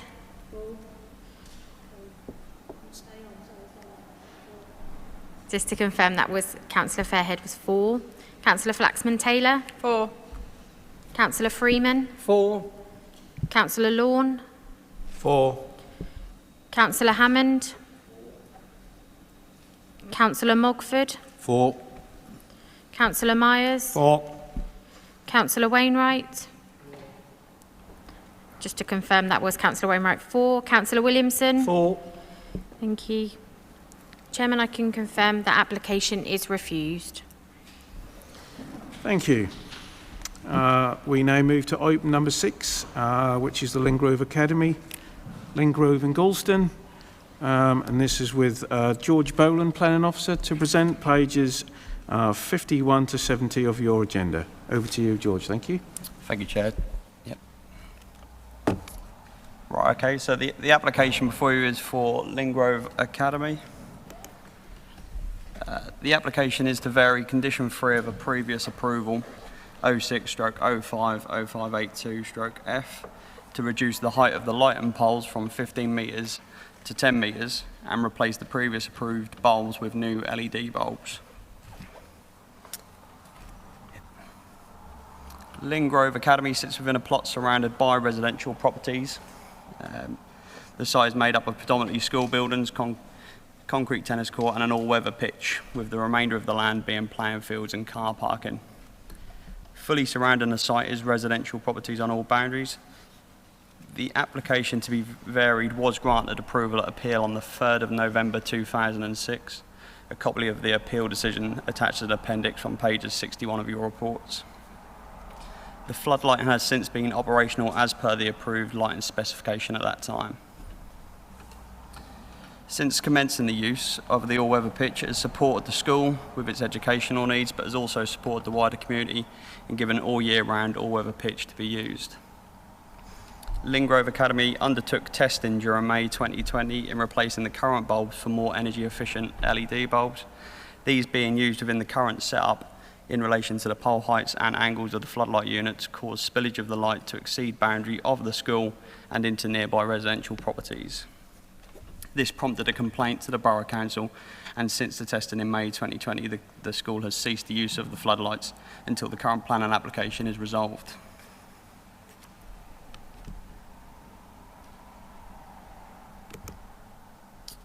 Right, just a slight update from since writing of the report. Saved policy BNV 27 of the borough-wide local plan is also relevant to this application and was supported at the time by the planning inspectorate as being relevant to this proposal when considering the planning appeal. As the policy seeks to prevent advertisements or other potentially light-intrusive devices will not cause unnecessary glare and light spillage for local resident and highway users or affect public safety. Sorry, George, can you just lean forward a bit into sure. the microphone? We just can't quite hear you properly, thanks. Move a bit forward. Is that better? Yeah. Where are we? This has been considered within the proposal as they have attached cowling stroke light shields to the floodlight to prevent the spill of light into nearby resident properties and into nearby highways. Right, it's just so before you there is a proposed floodlight layout plan showing you the directions of light from the floodlight units there. So there's 4 floodlight poles to the north and 4 floodlight poles to the south there, all directed at the pitch. This is the design put forward as the floodlight units at the top of the poles there. These photos have been taken, so along where the star is on the map there is the sort of location of where we've received a number of objections there. So this is a photo facing from the boundary there, looking into the all-weather pitch. Again, along that boundary again where we've received objections there, you can see the pitch there. As you move down through to the site, this is sort of between the all-weather pitch and the concrete pitch to the north there. As you can see, a previous approval last year was to reduce the height of the poles and put LED light bulbs in on the concrete pitch there as well. This has already been undertaken, so you can sort of see as you look through there the height of the floodlight poles for the all-weather pitch and the height of the poles for the concrete pitch. As I say, the concrete pitch, they're already at 10 metres high, so this would be sort of reflected on both pitches there. So as I say, this is already in use there. And again, that looking into the tennis court there, that is sort of what the academy there is looking to achieve with the floodlights. This is looking from within the all-weather pitch into the direction of where the objections are and closest floodlights. So the floodlights on this side of the pitch would obviously be facing the southern boundary there. And as I say, these are an aerial thing with measurements. So as I say, you've got your to the southern there. There's 72 metres from the southern boundary to the all-weather pitch. However, the actual closest floodlight that would be directed towards that boundary is around 143 metres away.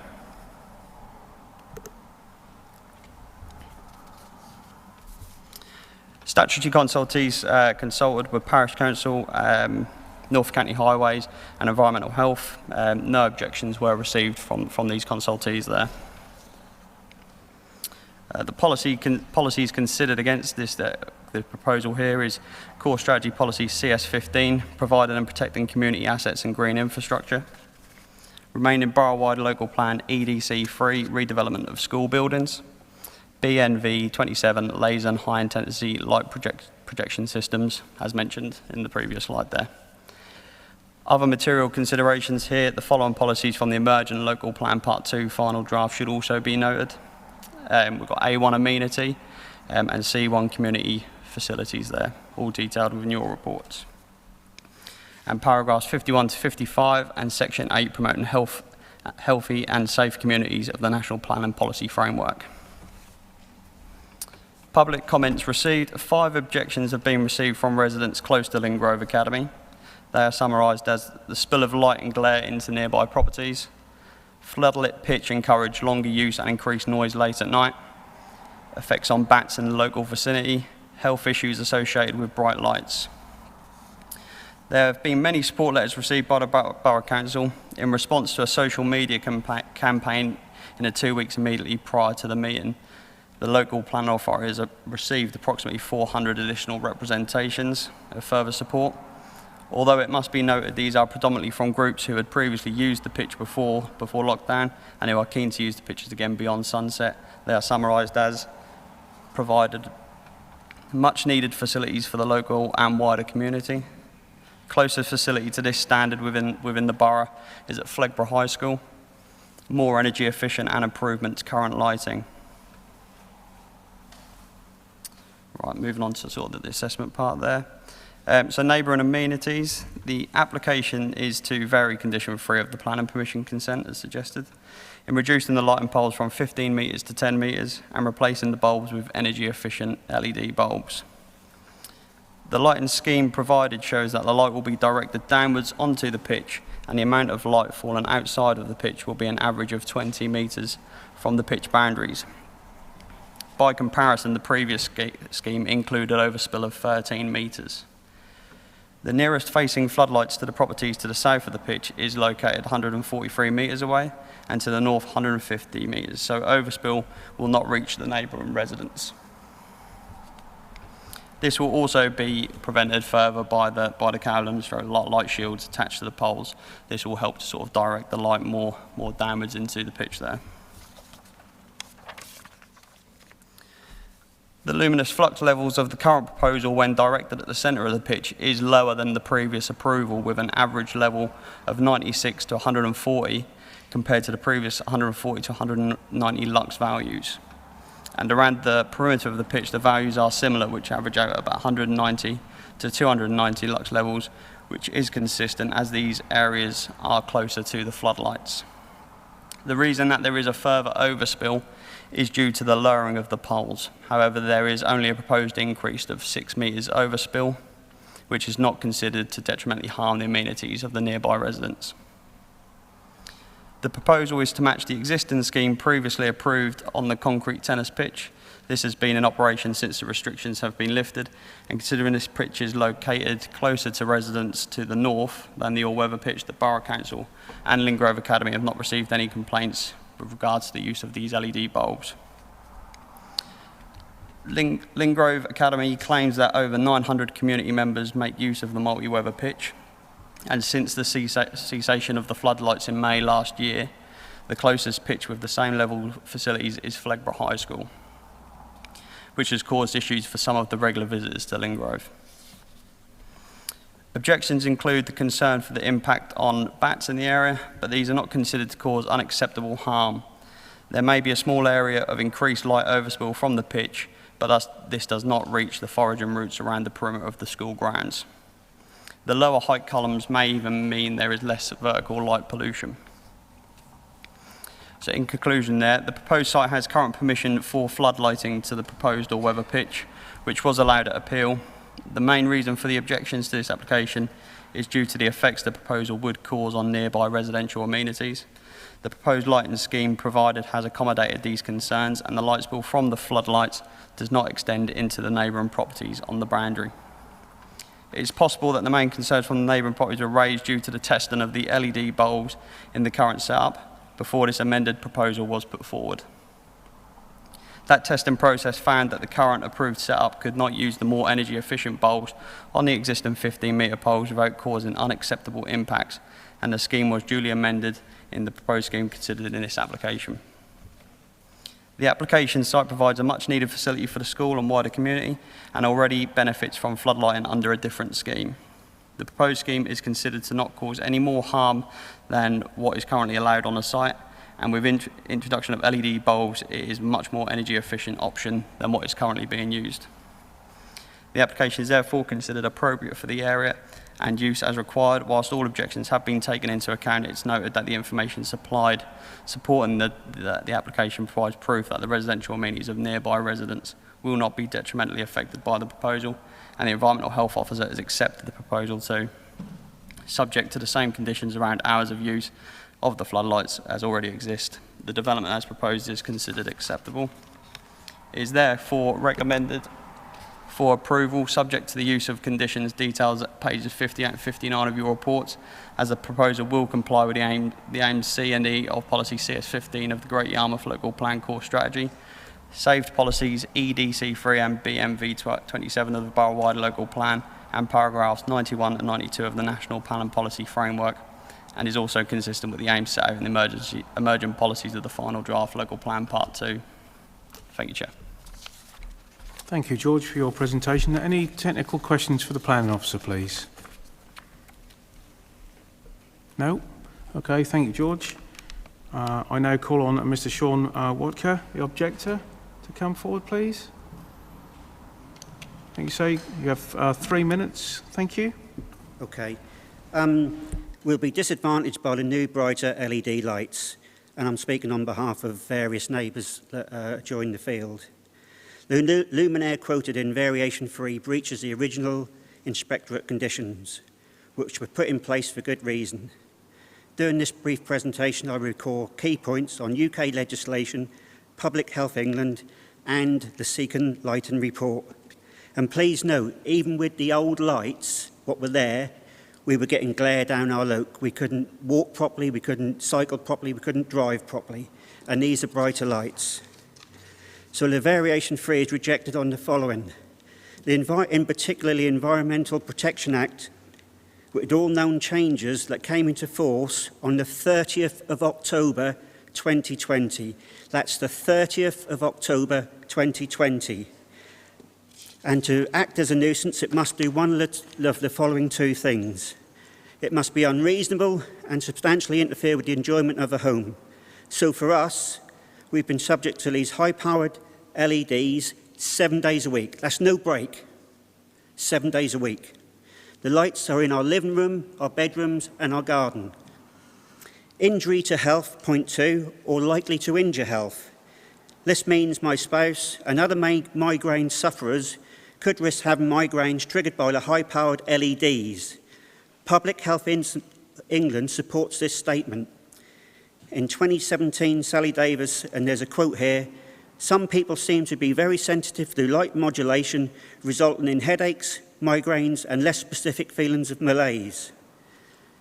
So basically, this could be triggered from September all the way through till April the following year. So I guess my spouse would have to stay indoors. Regarding the Seacon Light report, which George mentioned, it's missing key information. Partners for the contract, order numbers, company customers, no operator, and certainly no approvals. There's no ownership of those drawings, what have been proposed to the Great Yarmouth Borough Council. I repeat, no ownership. The shielding that is suggested is worthless, and I repeat, worthless. If I had my high-powered torch here now, I could shine it to someone's eyes and you would see what I mean. How can we trust the figures and the floodlight adjustments without the correct approvals on the drawing? Noise 30 pollution. seconds remaining. Sorry? 30 seconds remaining. Noise pollution. Why should we be subjected to all the disruptive language? We can hear every F word, and it's not coming from the adults. It's not coming from the children. It's coming from the adults. Therefore, I'd like to summarise very, very quickly. The points I'm making from the inspectorate are the intrusive light from the original statement should not be unnecessary glare spillage for local residents. We already know it does that, so these high-powered lights will be worse. The floodlight restrictions should be around 10 metres of the band. That's been breached. Retained of the popular trees. If you could finish off now, sir, thank you. Okay, thank you. Thank you. Okay, is there any members got any questions? Ms. Walker, please. No? Okay, thanks very much for your time. Thank you. I understand we don't have any ward councillors here to speak on this application, so we move to the committee debate and the decision and what the councillors think.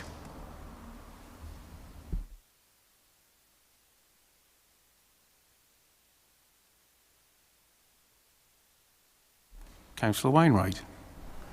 Mr Chairman, could I just ask, obviously the gentleman raised some issues regarding the 30th of October, some sort of legislation. Perhaps we could just, one of the planning officers could elaborate on that? Or? George or Dean? Yeah, I'm not too sure on the legislation there. However, obviously it's a planning application and has been assessed against planning policies there, and it has been seen as compliant. The site is an existing floodlit pitch, and there it is seen not to sort of increase the amenities of the residential there. Councillor Hammond. Yes, Chair. I mean, have I got this right? The proposed new lights are going to be lower and less lux on the field, and there's objections, where the existing is taller and more lux. As George said, yeah, they're sort of 5 metres lower, and the actual light spillage there is about sort of 20 metres outside of the actual sort of pitch area itself.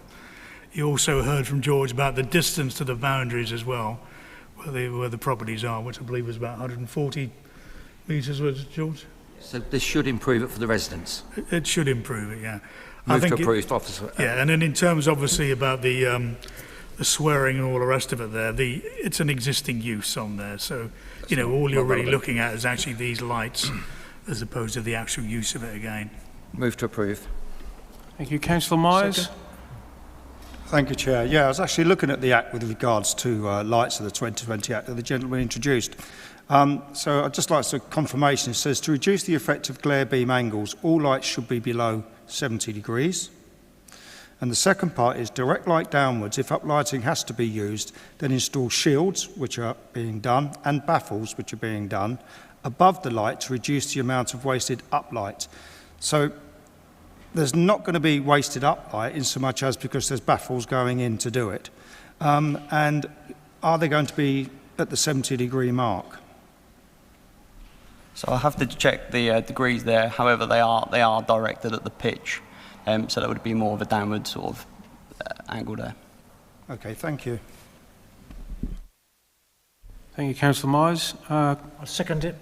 Okay, anybody else wish to speak on this application, please? Okay, we have a proposer, Councillor Hammond, and a seconder, Councillor Williamson. At this point, Sammy will do the roll call. So, Chair, just to clarify, that's recommendation for approval? Yep. Yep. Councillor Annison? For. Councillor Bird? For. That's okay. Councillor Fairhead? For. Councillor Flaxman-Taylor? For. Councillor Freeman? For. Councillor Lorne? For. Councillor Hammond? For. Councillor Mogford? For. Councillor Myers? For. Councillor Wainwright? And Councillor Williamson? For. Chairman, that is approved. Thank you. Thank you, Sammy.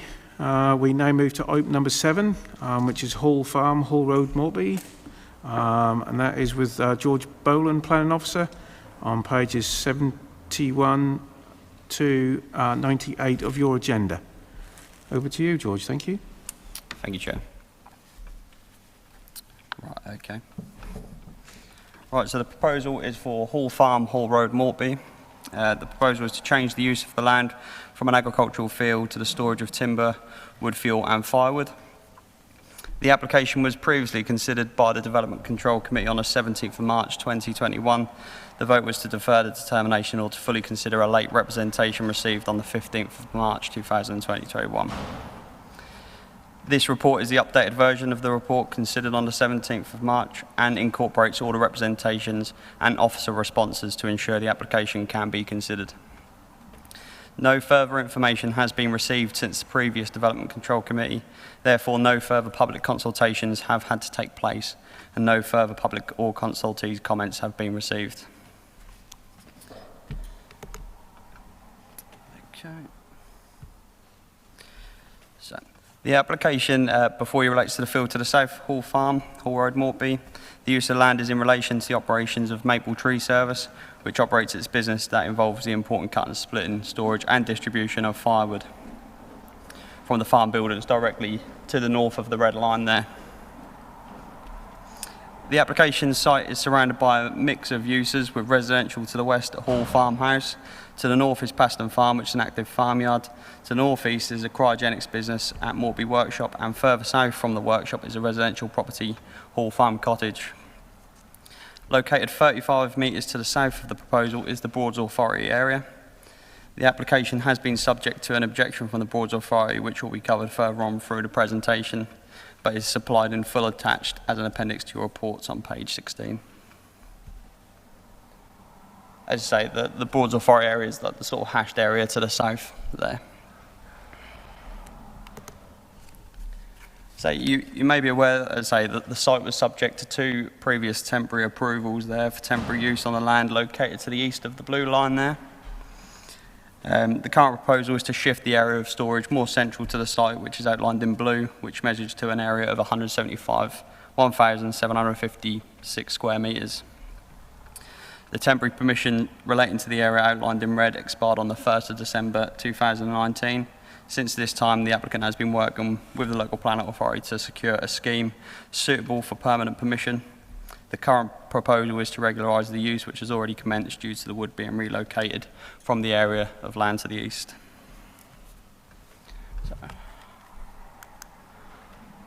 So, this was the plan supplied for the part of the application there, with all the measurements around the site and the proposed existing planting and proposed planting to take place there to the south. We'll skip through these because members may have seen these before. But again, this is looking north into the site where it would be accessed. You can see the sort of storage of woods in the existing site there. And as I say, that would be where the deliveries would be coming through there. Looking north again through the site, as I say, just to show the extent of the storage of logs already. And again, looking south from the access point there into the site.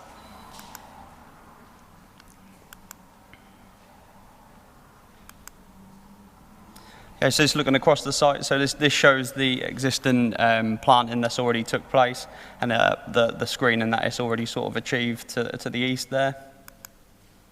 And again, looking back towards the east again, that just shows the existing planting. This is looking across to the west of Full Farm Morpeth there, which has a tree line running all the way down south there, again screening the site from the west. This is looking north directly from the Board's authority area and the sort of public rights of way, which has sort of been concerned through some correspondence there as well. As you can sort of see as you look up there, you can sort of see the tips of some of the farm buildings in there. But as I say, that's a fair distance away. Moving up the right of way there again, you can sort of see just into the site, but you can see the existing planting that's already been achieved and how that screens the site already. And again, getting closer to the site. This shows you the footpaths and bridleways throughout Morpeth and within the area there, which has been touched on by the Ramblers Association as a part of the application. As again, it is a bridleway and footpath area. However, this application is not to change or affect any sort of footpath or bridleway as a part of the application.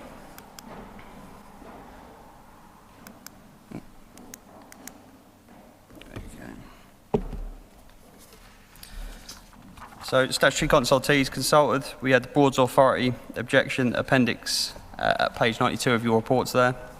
Parish Council and Norfolk County Highways were consulted with no objections. Environmental Health, no objection, subject to working hours. Great Yarmouth Borough Council Arboriculturist Consultant, no objection, subject to the consideration of comments summarised at page 73 of your reports there. Policies to consider against this proposal. There's Borough-wide Local Plan 2001, EMP 18, small-scale businesses within existing settlements, NNV6, areas of local landscape importance. The core strategy, CS1, focusing on sustainable future, CS6, supporting the local economy, CS11, enhancing the natural environment. The following policies from the Emerging Local Plan Part 2 final draft should also be noted in respect of A1 amenity, B1 business development, E4 trees and landscape. Public comments received, 13 objections have been received, including comments from the local interest and amenity groups, the Broad Society and the Ramblers, with main objections being received by the closest neighbour to the northeast at Hall Farm Cottage. The objection is attached as an appendix to this report as well. and the reasons for objections are a noise nuisance. The storage facility will lead to much larger and longer duration operations at the Woodyard site to the north, with consequent noise, dust and fume impacts. Expansion of business not appropriate to the location. Industrial operation encroaching into the countryside and open rural area. Detriment to the setting and character of the Broads National Park. Impacts on high quality agricultural land. The proposed hours of use should be exclude the use of the site on Saturdays as well as Sundays and public bank holidays. Detriment to the enjoyment of the use of the public rights of way network. So addressing the Broads Authority objections here, it's assessed that the application is in an area of land within close proximity to the boundary of the Broads Authority, which is visible as you continue south down Hall Road past the proposal site. This area is also considered a popular route to the Broads footpath network. Core strategy policy CS11 requires development to avoid harmful impacts on landscape assets at Part D, and although not yet adopted, the principles of the final draft local plan Part 2 policy E4 should also be noted, as they are considered consistent with the requirements of paragraph 170 of the National Plan and Policy Framework, noted at sections 5.7 of your reports there. The site is screened as shown to the east and the west of the site and is only visible from the road running directly to the south. The applicant has done existing planting with levels of success. However, if minded to approve, it will be conditioned that a landscape and tree planting scheme will be submitted to ensure the improvement of planting and screening measures there. It is noted that on a recent site visit, the applicant has planted further trees to the southern western boundary there. However, the condition is still recommended to allow the local planning authority to control levels of establishment and to be in line with the council's arboriculturist suggestions. The Broads Authority have objected strongly to the application. Their objection concerns the impact of the environment and on the setting of the Broads, with specific reference to the encroachment of an industrial process into the open countryside and an erosion of the remoteness of the area within the Broads landscape and national park qualities. Furthermore, the Broads Authority has concerns that the activities, operations and noise created are with sense of empty and undeveloped setting as distinct from occasional agricultural noise and activity. The Broads Authority considers that the retaining the use within this location will be incompatible with the quiet environment and character. This should be considered when taken into the account the proposal, given the status of the Broads Authority area being equal to a national park.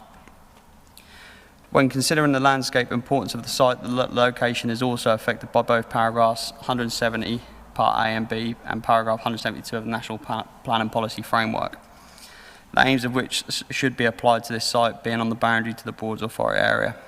It is therefore appropriate to minimise the visual impact of the proposed operations and ensure it is as recessive and low profile as possible.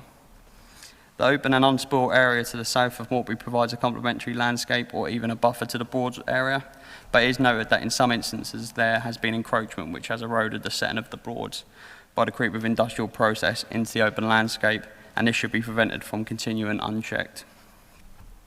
It is considered that the application is for the storage only, and although supporting an industrial process, it is considered ancillary to that use which takes place within the farm buildings and yard directly to the north of the established site. Therefore, it is officer's opinion that in isolation it does not cause any further significant harm to the character, appearance and special qualities of the Broads Authority area. It is suggested a range of conditions are attached to any decision notice, which are detailed at part 5.14 of your reports, to allow the local planning authority control of appearance in keeping with rural nature of the site. The proposal is to provide a facility to extend and support the operation of existing business in a rural location. Although the application site is very remote and inaccessible by means other than the private car, the intention to use this site for the same business that exists adjoining Woodyard is considered to be sustainable growth. The scale of development proposed is not so extensive as to represent significant growth or result in notable levels of additional employees creating additional traffic movements, and will provide ongoing operational support to the existing business. Core strategy policy CS6 seeks to avoid the loss of best and most versatile agricultural land. According to the local plan policies map, which is part of the Great Yarmouth local plan core strategy, the nearest grade 1 agricultural land is just over 300 metres to the north of Hall Farm, and it appears that the site itself is not grade 1 land, so the proposal will not result in the loss of grade 1 or grade 2 agricultural land. The proposed use of the site is for the storage of timber that is awaiting processing on the established woodyard to the north. It is therefore considered that the only noise generated will be from the delivery of wood to store and then the moving of wood to be processed in the woodyard to the north. Environmental Health have suggested working hours of 8 AM to 5 PM Monday to Friday, and its officer's opinion with confirmation from the applicant that there will be no work permitted on weekends and public holidays. This will restrict operations at unsociable hours. Facilitating the expansion of an appropriately sited industrial use can have benefits to the economy. These must be assessed against the physical impact, the environmental impact, and the scale of such proposals. Core strategy policy CS1 seeks sustainable growth, which will ensure development is of appropriate scale to the location, character, and function of individual settlements by restricting the use hours of woodyard, and will comply with the policy CS1. Policy CS6I also applies, stating it supports the provision of development essential to sustain a rural workforce.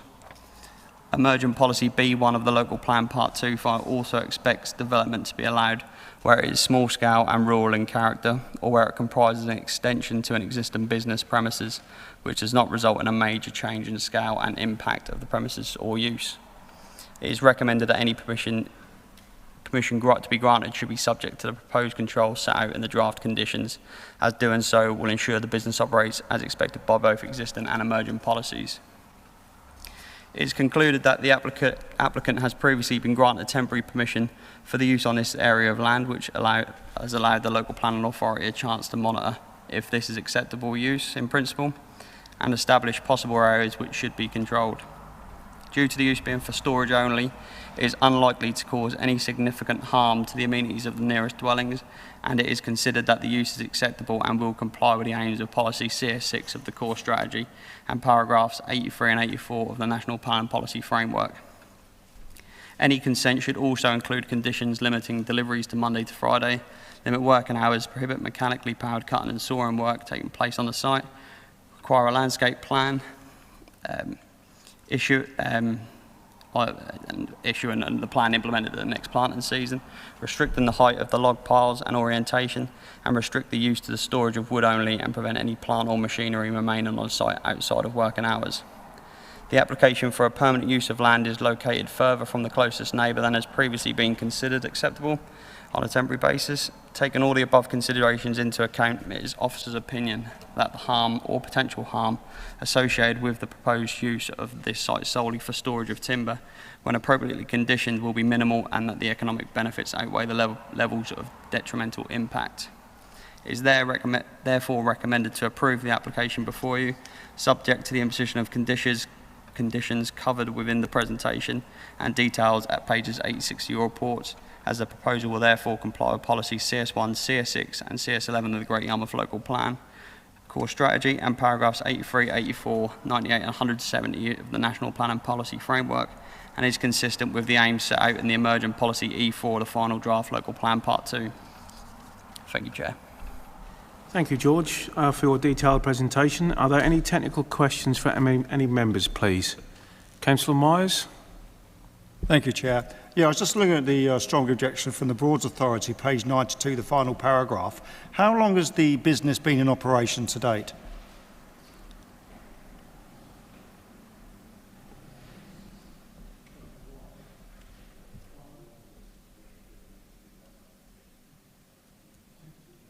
Dean, if you come 2006 has been going. It's got an established use on there. I think if you just looking at that Broads Authority letter again, I think really what they're objecting to, obviously they're concerned about this, but is the business as a whole there.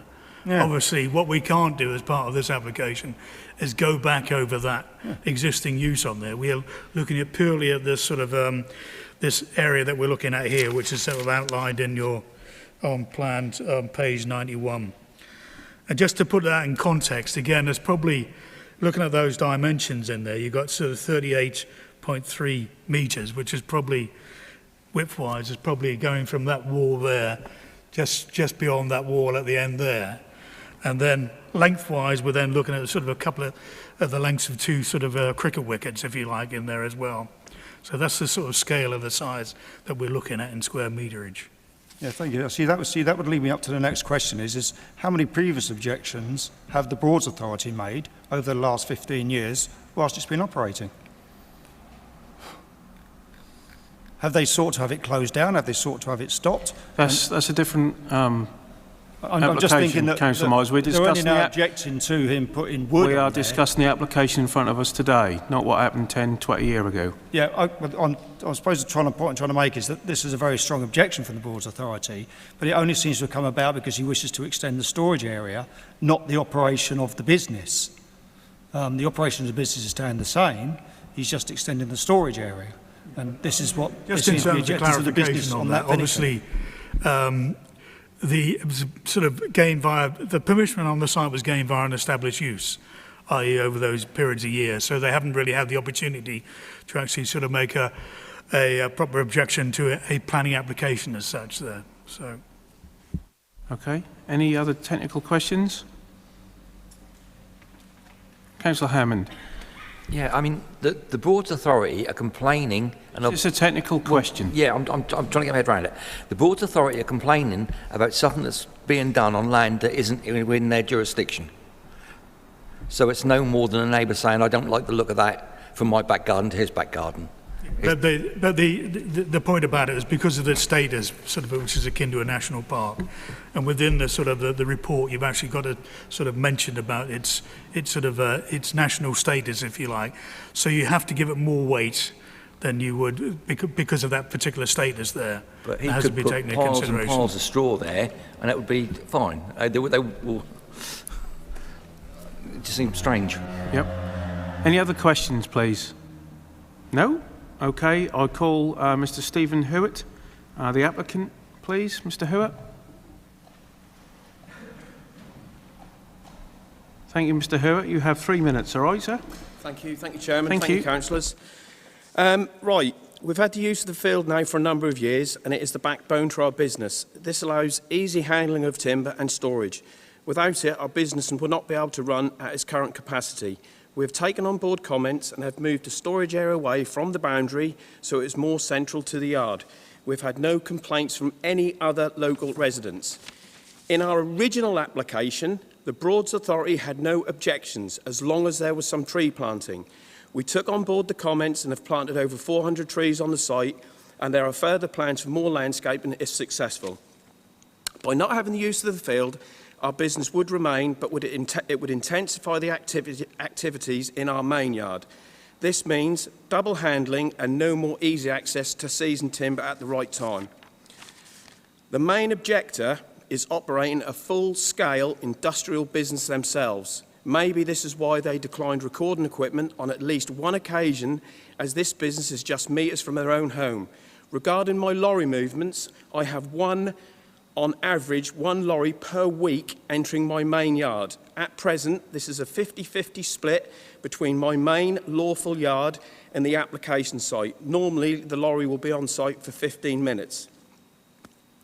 The objector had a recent planning application, and in it, their vehicular movements for their business are quoted as a daily average of 20 cars, 4 trucks, 12 delivery vans and 6 articulated or rigid lorries.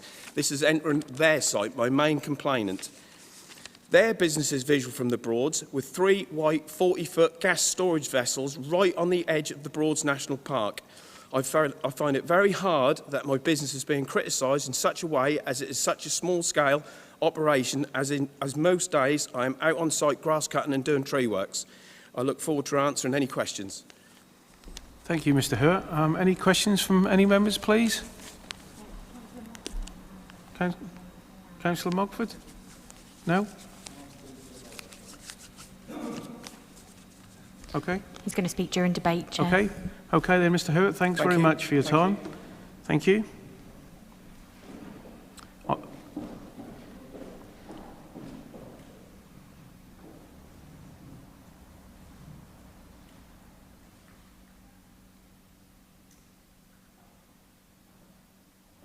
Thank you. I now call upon Rudy Young, the objector, please. Thank you, Mr. Young. You've got 3 minutes. Thank you.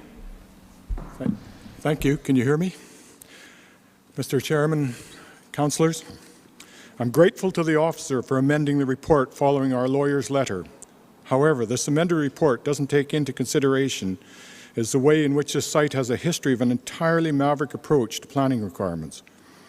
As the officer's report makes clear, the storage site is intrinsically linked to the main woodyard business at Hall Farm, and I want to be completely clear. The main site operated illegally for 10 years and is now completely unregulated. The storage site that you are considering has been authorized for just 14 months out of 9 years. A lot of this is a result of planning delays. In light of the current reported police fraud investigation into county farms who manage the site, I think you should take a number of other facts into your planning consideration. The land agent who was interviewed also was in charge of the Hall Farm site. The site was given to the tenant with no open tender. The tenant was given a farm business tenancy which has been acknowledged as incorrect. No farm can exist on 3.85 acres and no farming activity ever took place. There are tens of conflicting planning applications on this site. No wonder Great Yarmouth planners struggle to make sense of this. Currently, there is another application in front of the planners to remove a storage barn on the main site in order to comply with the conditions from a previous application. Councillor Thompson has asked that a year grace be allowed for the tenant to sort relocation. A large part of this building is not in the tenancy agreement and the site has potential adverse possession. The Ombudsman upheld a complaint against Norfolk County Council for maladministration on this site. Great Yarmouth planners are clearly flummoxed by all of this. When this storage site was last considered in November 2019, Dean Minns said the site should be cleared in 2 months. And the experienced case officer, Gemma Manthorpe, said that the further storage was inappropriate, incongruous in this setting, and should not go forwards for full planning. Why this total change in heart? Would this total about-face have happened if the applicant was a common builder rather than Norfolk County Council? In light of the above, I would ask that you either consider rejecting this application or at the very least, take the prudent action of only allowing 1 more year with all of the detailed conditions in the report. If Councillor Thompson's 1-year suggestion is suitable for the building 30 seconds remaining, please. County farms have gotten themselves into an almighty muddle, and I don't see why the members of the Planning Committee should compromise themselves until things are clearer. Our solicitor is still of the opinion that some aspects of this application are unlawful. Thank you. Thank you, Mr. Young. Anyone got any questions? No? Okay, thanks ever so much for your time. Thank you.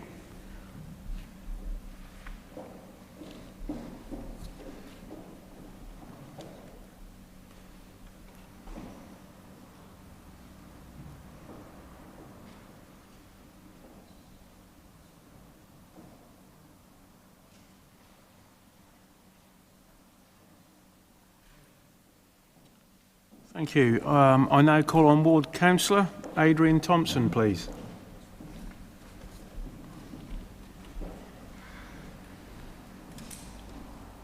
Councillor Thompson, 3 minutes again, sir. Thank you. Thank you, Mr. Chairman. Members of the committee. I've observed the planning in this area for a number of years by Norfolk County Council farms and other private businesses. And since I've been the local member, obviously I look in more detail in order to support local business, but also to be mindful of neighbours' concerns. Now, the site before you today has been used for a number of years for wood storage, and the applicant has tree screened the site and is mindful of the working hours, as you've heard earlier. In actual fact, when we had a recent planning application at Hall Farm to convert some buildings there, their planning consultant said the actual woodyard wasn't a problem, which it's obviously not what I heard today. Traffic movements. Down the concrete road, what you see on the site, further down the end of the road there is a poultry farm and a kennels. And spoke to Mr. Watling this morning, there's at least 2 or 3 lorries a week already use that concrete roadway. And as Mr. Hurt said today, his traffic movements is 1 lorry per week. Now, the woodyard's a rural business in a rural location, and we should be supporting local business, especially now after the year we've just had.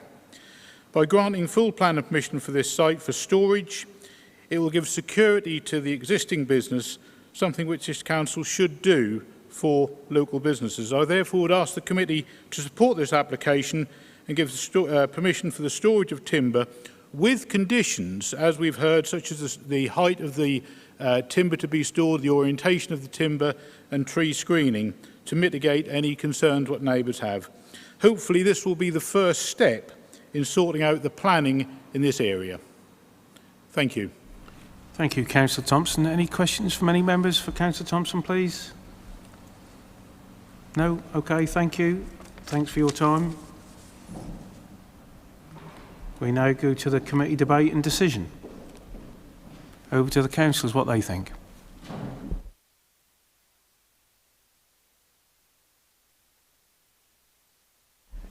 Councillor Mogford. Thank you, Chairman. Chairman, I think we've all got quite used to this this saga of this planning application. It seems to have been before us for, if not years, certainly many, many months. One or two of us have actually been out to the site and looked at it, and I'm glad it's come finally to a meeting when we can make a determination. Chairman, this is a rural area and this is a rural business. And you must expect in a rural area, occasionally, there are things like the chopping down of and storage of trees. It has to happen. It's providing good local jobs for young people. It's just what we want to happen in rural areas. You can't have large factories, or you don't want large factories running away. You want businesses like this. I find it very difficult to accept the objections from the Broads Authority, especially as this site is outside, well outside really, of their influence.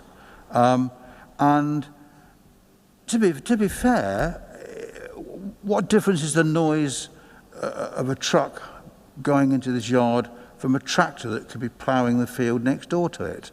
You know, I can't see the real reason for the objection. The applicant has lowered or indicated he would lower the height of the timber that's stored, so you can't really see it from the river. You certainly can't see it from the river. You'd have to be very close to it to really understand what it's all about. Chairman, I think in many ways this is all a big storm in a teacup, and I really feel we should regularise this thing and once and for all grant planning permission to this site and let the world move forward. Thank you, Chairman. Thank you, Councillor Mogford. Anybody else wish to speak? Councillor Wainwright proposed to move the recommendation, is that correct? Yeah? Yeah. Have we a seconder for that, please? Councillor Freeman. So at this point, Sammy will undertake the roll call. Thank you, Chairman. So, members, we are recommending approval for this application. Councillor Annison. For. Councillor Bird. For. Councillor Fairhead. For. Councillor Flaxman-Taylor. For. Councillor Freeman. For. Councillor Lawn. For. Councillor Hammond. For. Councillor Mogford. For. Councillor Myers. For. Councillor Wainwright. Councillor Williamson. For. Thank you, Chairman. That is approved. Can I just come in there as well, just for sort of additional? You've got a number of conditions there in the in your committee agenda there. That what I would say is just to sort of keep this thing moving, that we actually get the details of the landscaping, the layout of the site submitted to us before we actually just sort of issue that approval, and just to make sure we get those, so there's no sort of messing around there afterwards. Okay. Yeah, all happy with that? Yep. Okay. Right then, we move to item number 8, which is Beach Drive, Scrappy. It's Rob Parkinson, Planning Officer, to present on pages 99 to 112 of your agenda. Over to you, Rob. Thank you, Mr. Chairman. What's before you today is the application for the conversion of a 4-bedroom detached bungalow in Scrapby within the development boundary, and it's proposed to convert that and make minor adjustments through extensions and reconfiguring of the garden, and to provide a 6-person care home for, and in this instance the care is proposed to be for people of mental disabilities. So the site is within the village envelope, which is the uppermost of the stripes that you can see on the plan there. And this is in aerial view. You can see it's quite a large plot, albeit most of the garden is towards the front on Nightingale Drive. And in terms of the current site, it's fairly expansive bungalow, having been extended a couple of times in the recent past. That's the proposal, is to add an extra extension where there is an existing garage. You can see it with the shaded element in the bottom right-hand corner on the southeast elevation, and then at the rear there's a slightly extended rear portion next to number 1 beach, on the neighbour to the north, and then the addition of 6 parking spaces to the front onto Nightingale Close or Drive. And in the proposed layout, you can see that each bedroom has an ensuite facility. There's shared facilities in terms of the kitchen, so the residents are catered for. There's a communal dining area and a communal sitting area. So in all intents and purposes, this is a C2 kind of category of use, with all the services and facilities provided by on-site staff. And it's proposed to employ 13 full-time members of staff. The local context is quite mixed, largely detached bungalows. You can see that the neighbour on Beach Drive here, Beach Drive, has got their own extension next to the north elevation of the bungalow.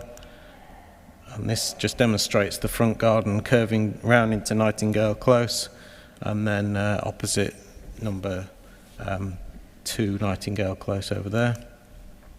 And similarly, this is just an image to demonstrate how the front garden is enclosed by the dwarf wall, and then the private rear garden, such as it exists at the moment, is behind the close board timber fencing in the far corner, behind the white car. So the site currently has space for 3 cars to be accommodated on the site behind the, so 1 in front of the garage, 1 behind the car that's already parked, and the 1 on the concrete pad, with the garden behind the fencing there. To the right of the image, you can see the next door neighbour's garage before you get to the main house proper. The proposal is to knock down this small dwarf wall and then provide the 6 car parking spaces to the front, either side of that little path to the front door.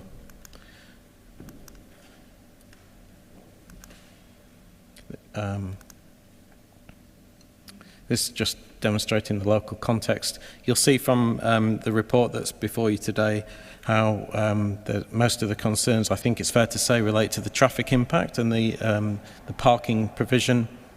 The applicant has since confirmed that the parking will be available for on-site staff, for deliveries.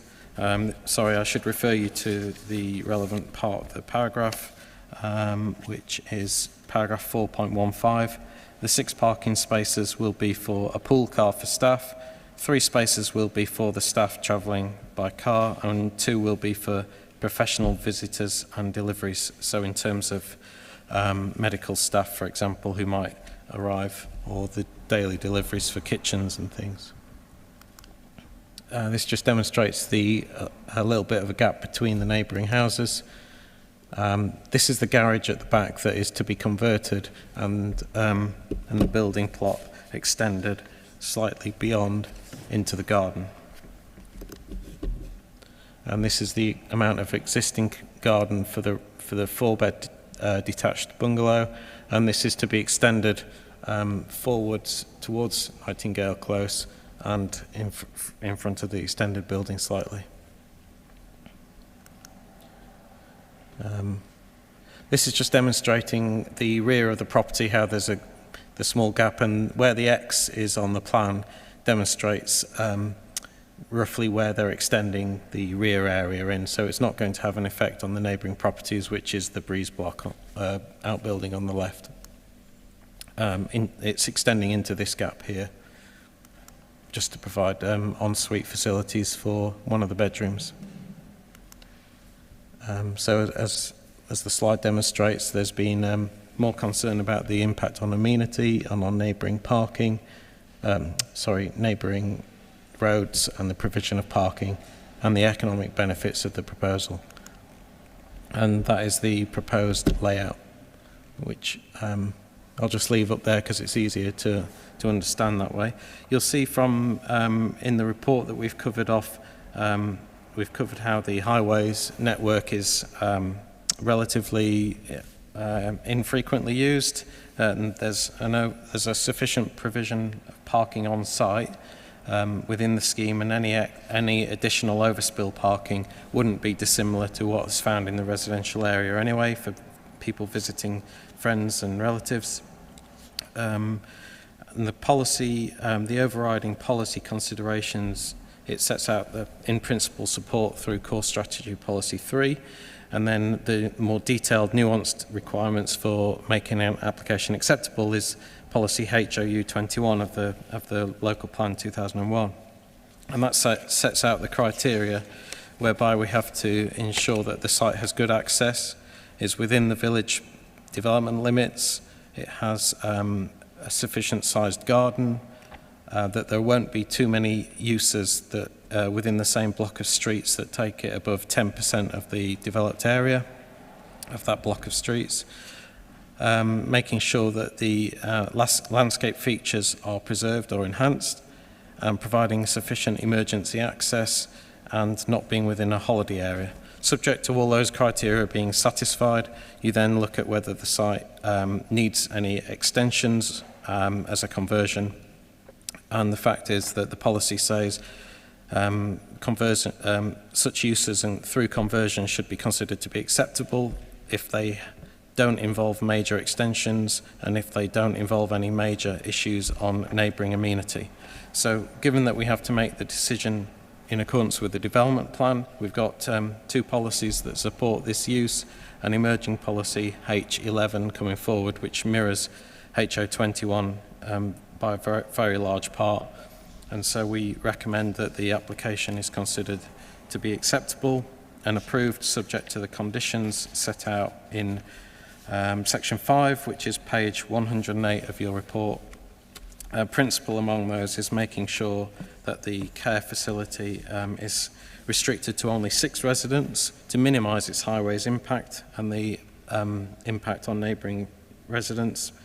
Making sure that those residents are only adults with learning disabilities, and making sure that the car parking is allocated and used and managed accordingly, with hours of deliveries restricted as well. So hopefully that set of conditions will address the issues that have been raised as concern by neighbouring residents. I'll leave it there, Chair. Happy to answer any questions, should there be any. Thank you, Rob. Any questions for the planning officer, please? Councillor Williamson? Yes, thank you. I just wonder if you can confirm the area of the en-suites as well, for the total area for the accommodation. One of the bedrooms, bedroom 5, looks rather small to me. Once you've got a bed and other bits of furniture in there, considering there's a very small social area in the house as well. So I just wonder, are there any minimum standards which have to be attained for these?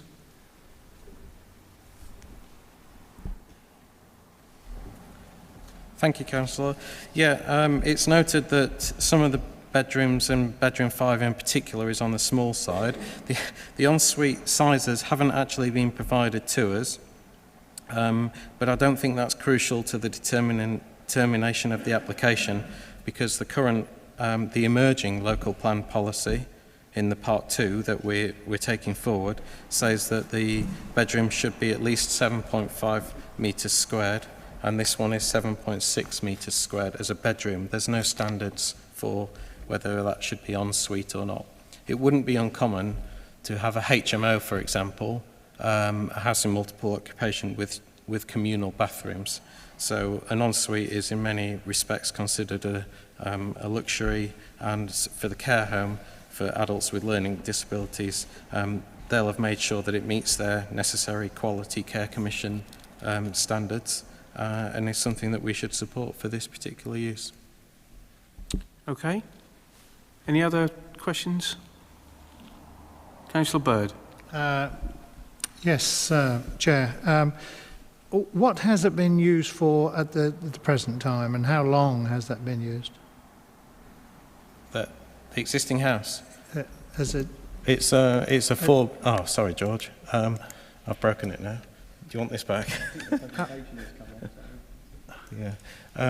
So what is the use? It's a 4-bedroom normal house. A normal house, yeah, and it hasn't been used for any health reasons in the past? No, there's no planning history that suggests otherwise. This is the new, right straight in, and it's something new to the area. Yes, the proposed care home will be the only care home in this particular block of bungalows. Yeah. Right, thank you. Okay, any other questions? No? Okay. I now call on Mrs. Winnie Paling, the objector, to come forward, please. You have Good evening, Sir Chair. minutes. Good evening, councillors. Thank you so much for welcoming me here to speak in support of Red Oaks. I'd firstly like to introduce myself. I am a registered nurse and I am the manager of Red Oaks Care in Mulbarton. We moved to Scrapby, myself and my husband, in 1999, so we've lived there for numerous years. The bungalow was first adapted for our son, who had a severe learning disability, and the bungalow had to be adapted for wheelchair use. We have also fostered in the past, so the bungalow has been used for a great many different needs for different children and different adults over the time. Red Oaks is specifically for adults with a learning disability for over the age of 18. The staff will work over 24 hours a day.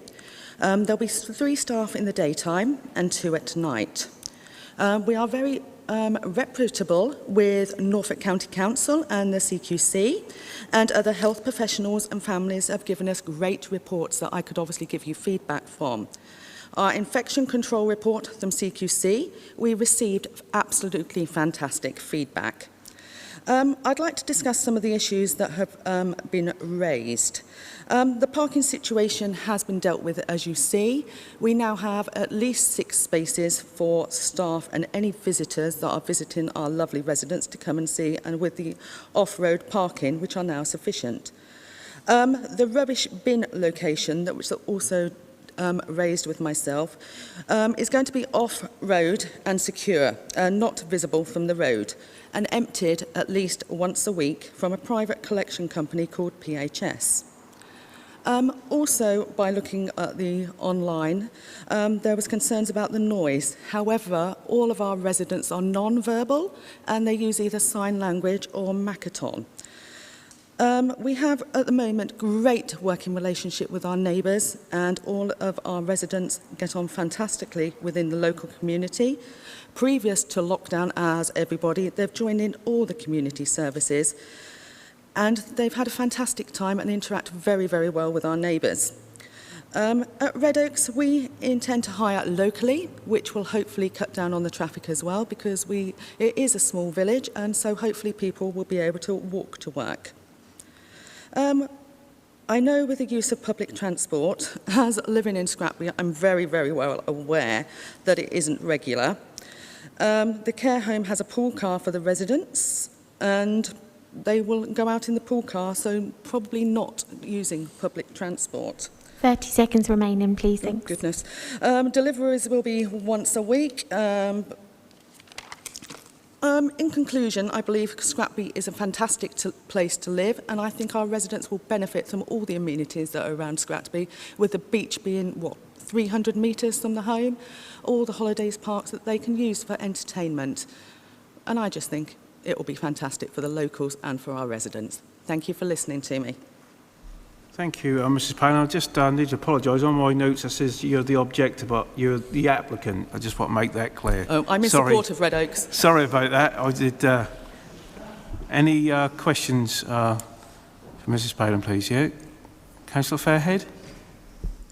Yeah, it's very good and it's very needed, those type of homes. And do that have a, obviously they are under 24-hour care? Yes, that's and correct. do they have a sleep-in arrangement, somebody staff? No, we have 2 waking carers to look after the residents constantly.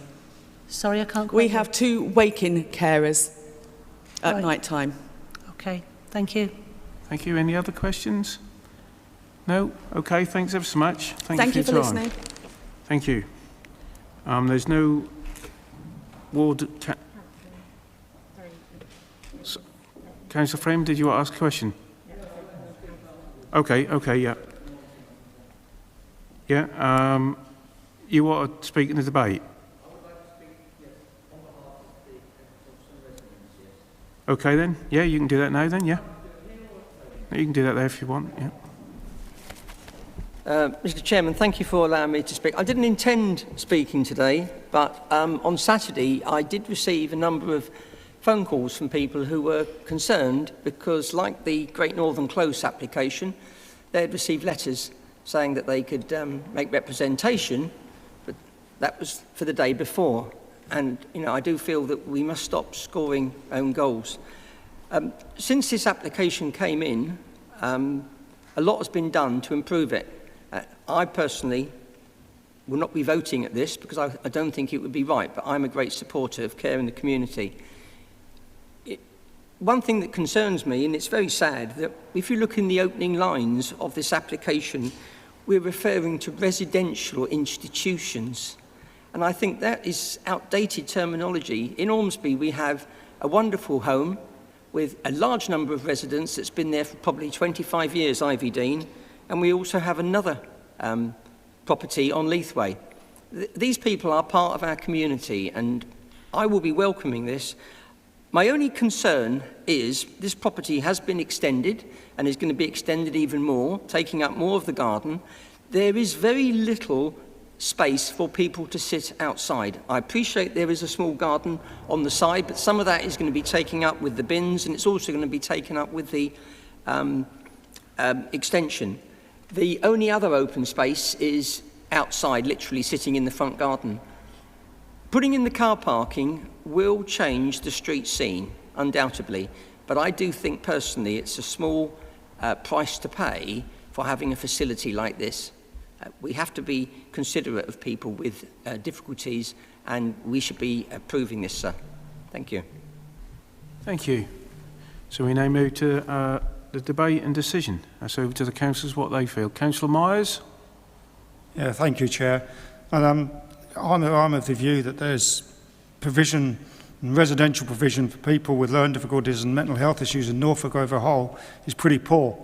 And to have something like this within a community can only be applauded. I think with the beach amenities and various things like that, we need more of this type of accommodation, residential, where adults are facing difficulties in their life.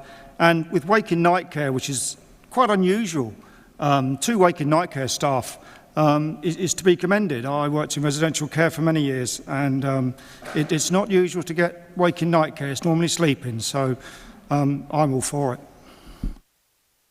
Thank you. Councillor Flaxman-Taylor? Yes, thank you, Chair. Just like to say, really pleased to see this application come forward. Great design, fully support it, well needed. Just really disappointed in the letters of objection, just reading through them, absolutely appalled by that, but I would like to move the recommendation. Thank you. Thank you. Okay, Councillor Wainwright? Okay. Yep, okay. Anybody else wish to speak on that application? So we've got proposer Emma Flaxman-Taylor and a seconder, Councillor Hammond? Yep, okay. So at this point we'll move to the roll call. Thank you. So members, we are voting for approval of the application. Councillor Anderson? For. Councillor Bird? For. Councillor Fairhead? Councillor Flaxman-Taylor. Councillor Freeman. Abstain. Thank you. Councillor Lawn. 4. Councillor Hammond. 4. Councillor Mugford has left us for the evening, Chairman. Councillor Myers. 4. Councillor Wainwright. Councillor Williamson. 4. Thank you, Chairman. That application is approved. Thank you. So we now move to item number 9, which is 341 California Sands Estate. This is with George Boland, Planning Officer, pages 122 to 136 of your agenda. George, thank you. Thank you, Chair. Right, okay, so the application before you is for the reinstatement of a single-storey holiday chalet on the California Sands Estate. It's worth noting that the application has been put forward to members of the Development Control Committee due to the applicant being elected member, Councillor A. Grant.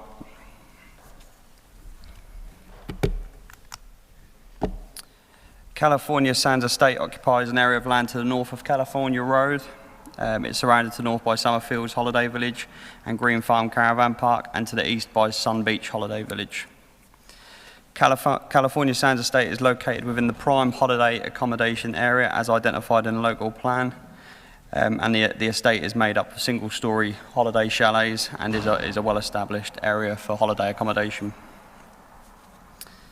The application is to reinstate a single-storey holiday chalet onto a plot that previously contained a previous holiday chalet there. It is located to the west side of California Sands Estate and formerly made up a cluster of 4 holiday chalets. Since the removal of the chalet there, it sort of split them, so one was sort of detached and there was 2 still adjoining. This would be to reinstate it, so there would be 4 holiday chalets still adjoining each other there. California Sands Estate currently has an occupancy restriction placed upon the site to allow holiday occupation to occur between the 1st of March in any year to the 14th of January in the following year. It will also be suggested that any permission granted should be subject to a condition that holiday chalet shall only be used for holiday purposes to keep it consistent with the remainder of the site. So as you can see here, this is the plan for the reinstatement. It's of similar size, as I say, it's made to fit in the gap that was previously there for holiday chalet. Its proposal is a flat roof, grey felt roof, white UPVC doors and windows, and buff cement weatherboarding around the front and rear there. As I say, the actual layout of the chalet again is consistent with other chalets on the site there too. As I say, just an aerial photo to show the location. As you can see, that it is a heavy cluster of chalets there. You've got sort of some just 2 detached, and many have built up just 4 detached there as well. So yeah, it will be consistent with the site.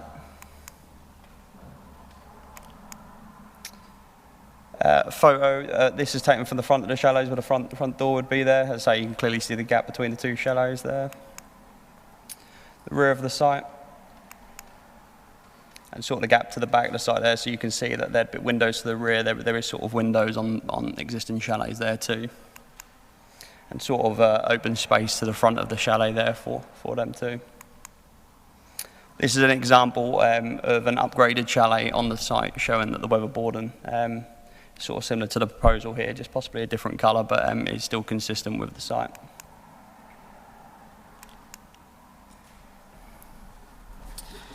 Policies to note, core strategy, the CSA promoting tourism, leisure and culture, and the following emerging local plan part 2 policy should also be noted, L1 holiday accommodation areas. The proposal is to allow construction of a new holiday chalet into an existing group of 3 holiday chalets there. One detached shall join 2 units, and as I say, it will be consistent with other 4 clusters of chalets there. As I mentioned previously, the chalet will be of sort of similar design throughout the park there. The amenities of adjoining holiday chalets have been considered. However, the site itself and surrounding area is prime holiday accommodation, and it is not expected to detrimentally harm the amenities of the adjoining units, especially as the previous holiday chalet occupied this site. And as conditions will also be used there to maintain the holiday use and keep it consistent with the remainder of the site there.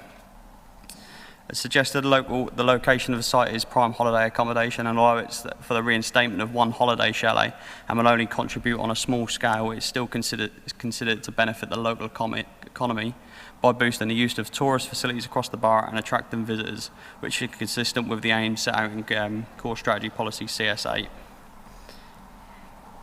Holiday let accommodation is normally required to make payment towards the international designated site protection payment in accordance with the habitat regulations, but in this instance it is appropriate to be exempt as the proposal reinstates the chalet where previously one existed.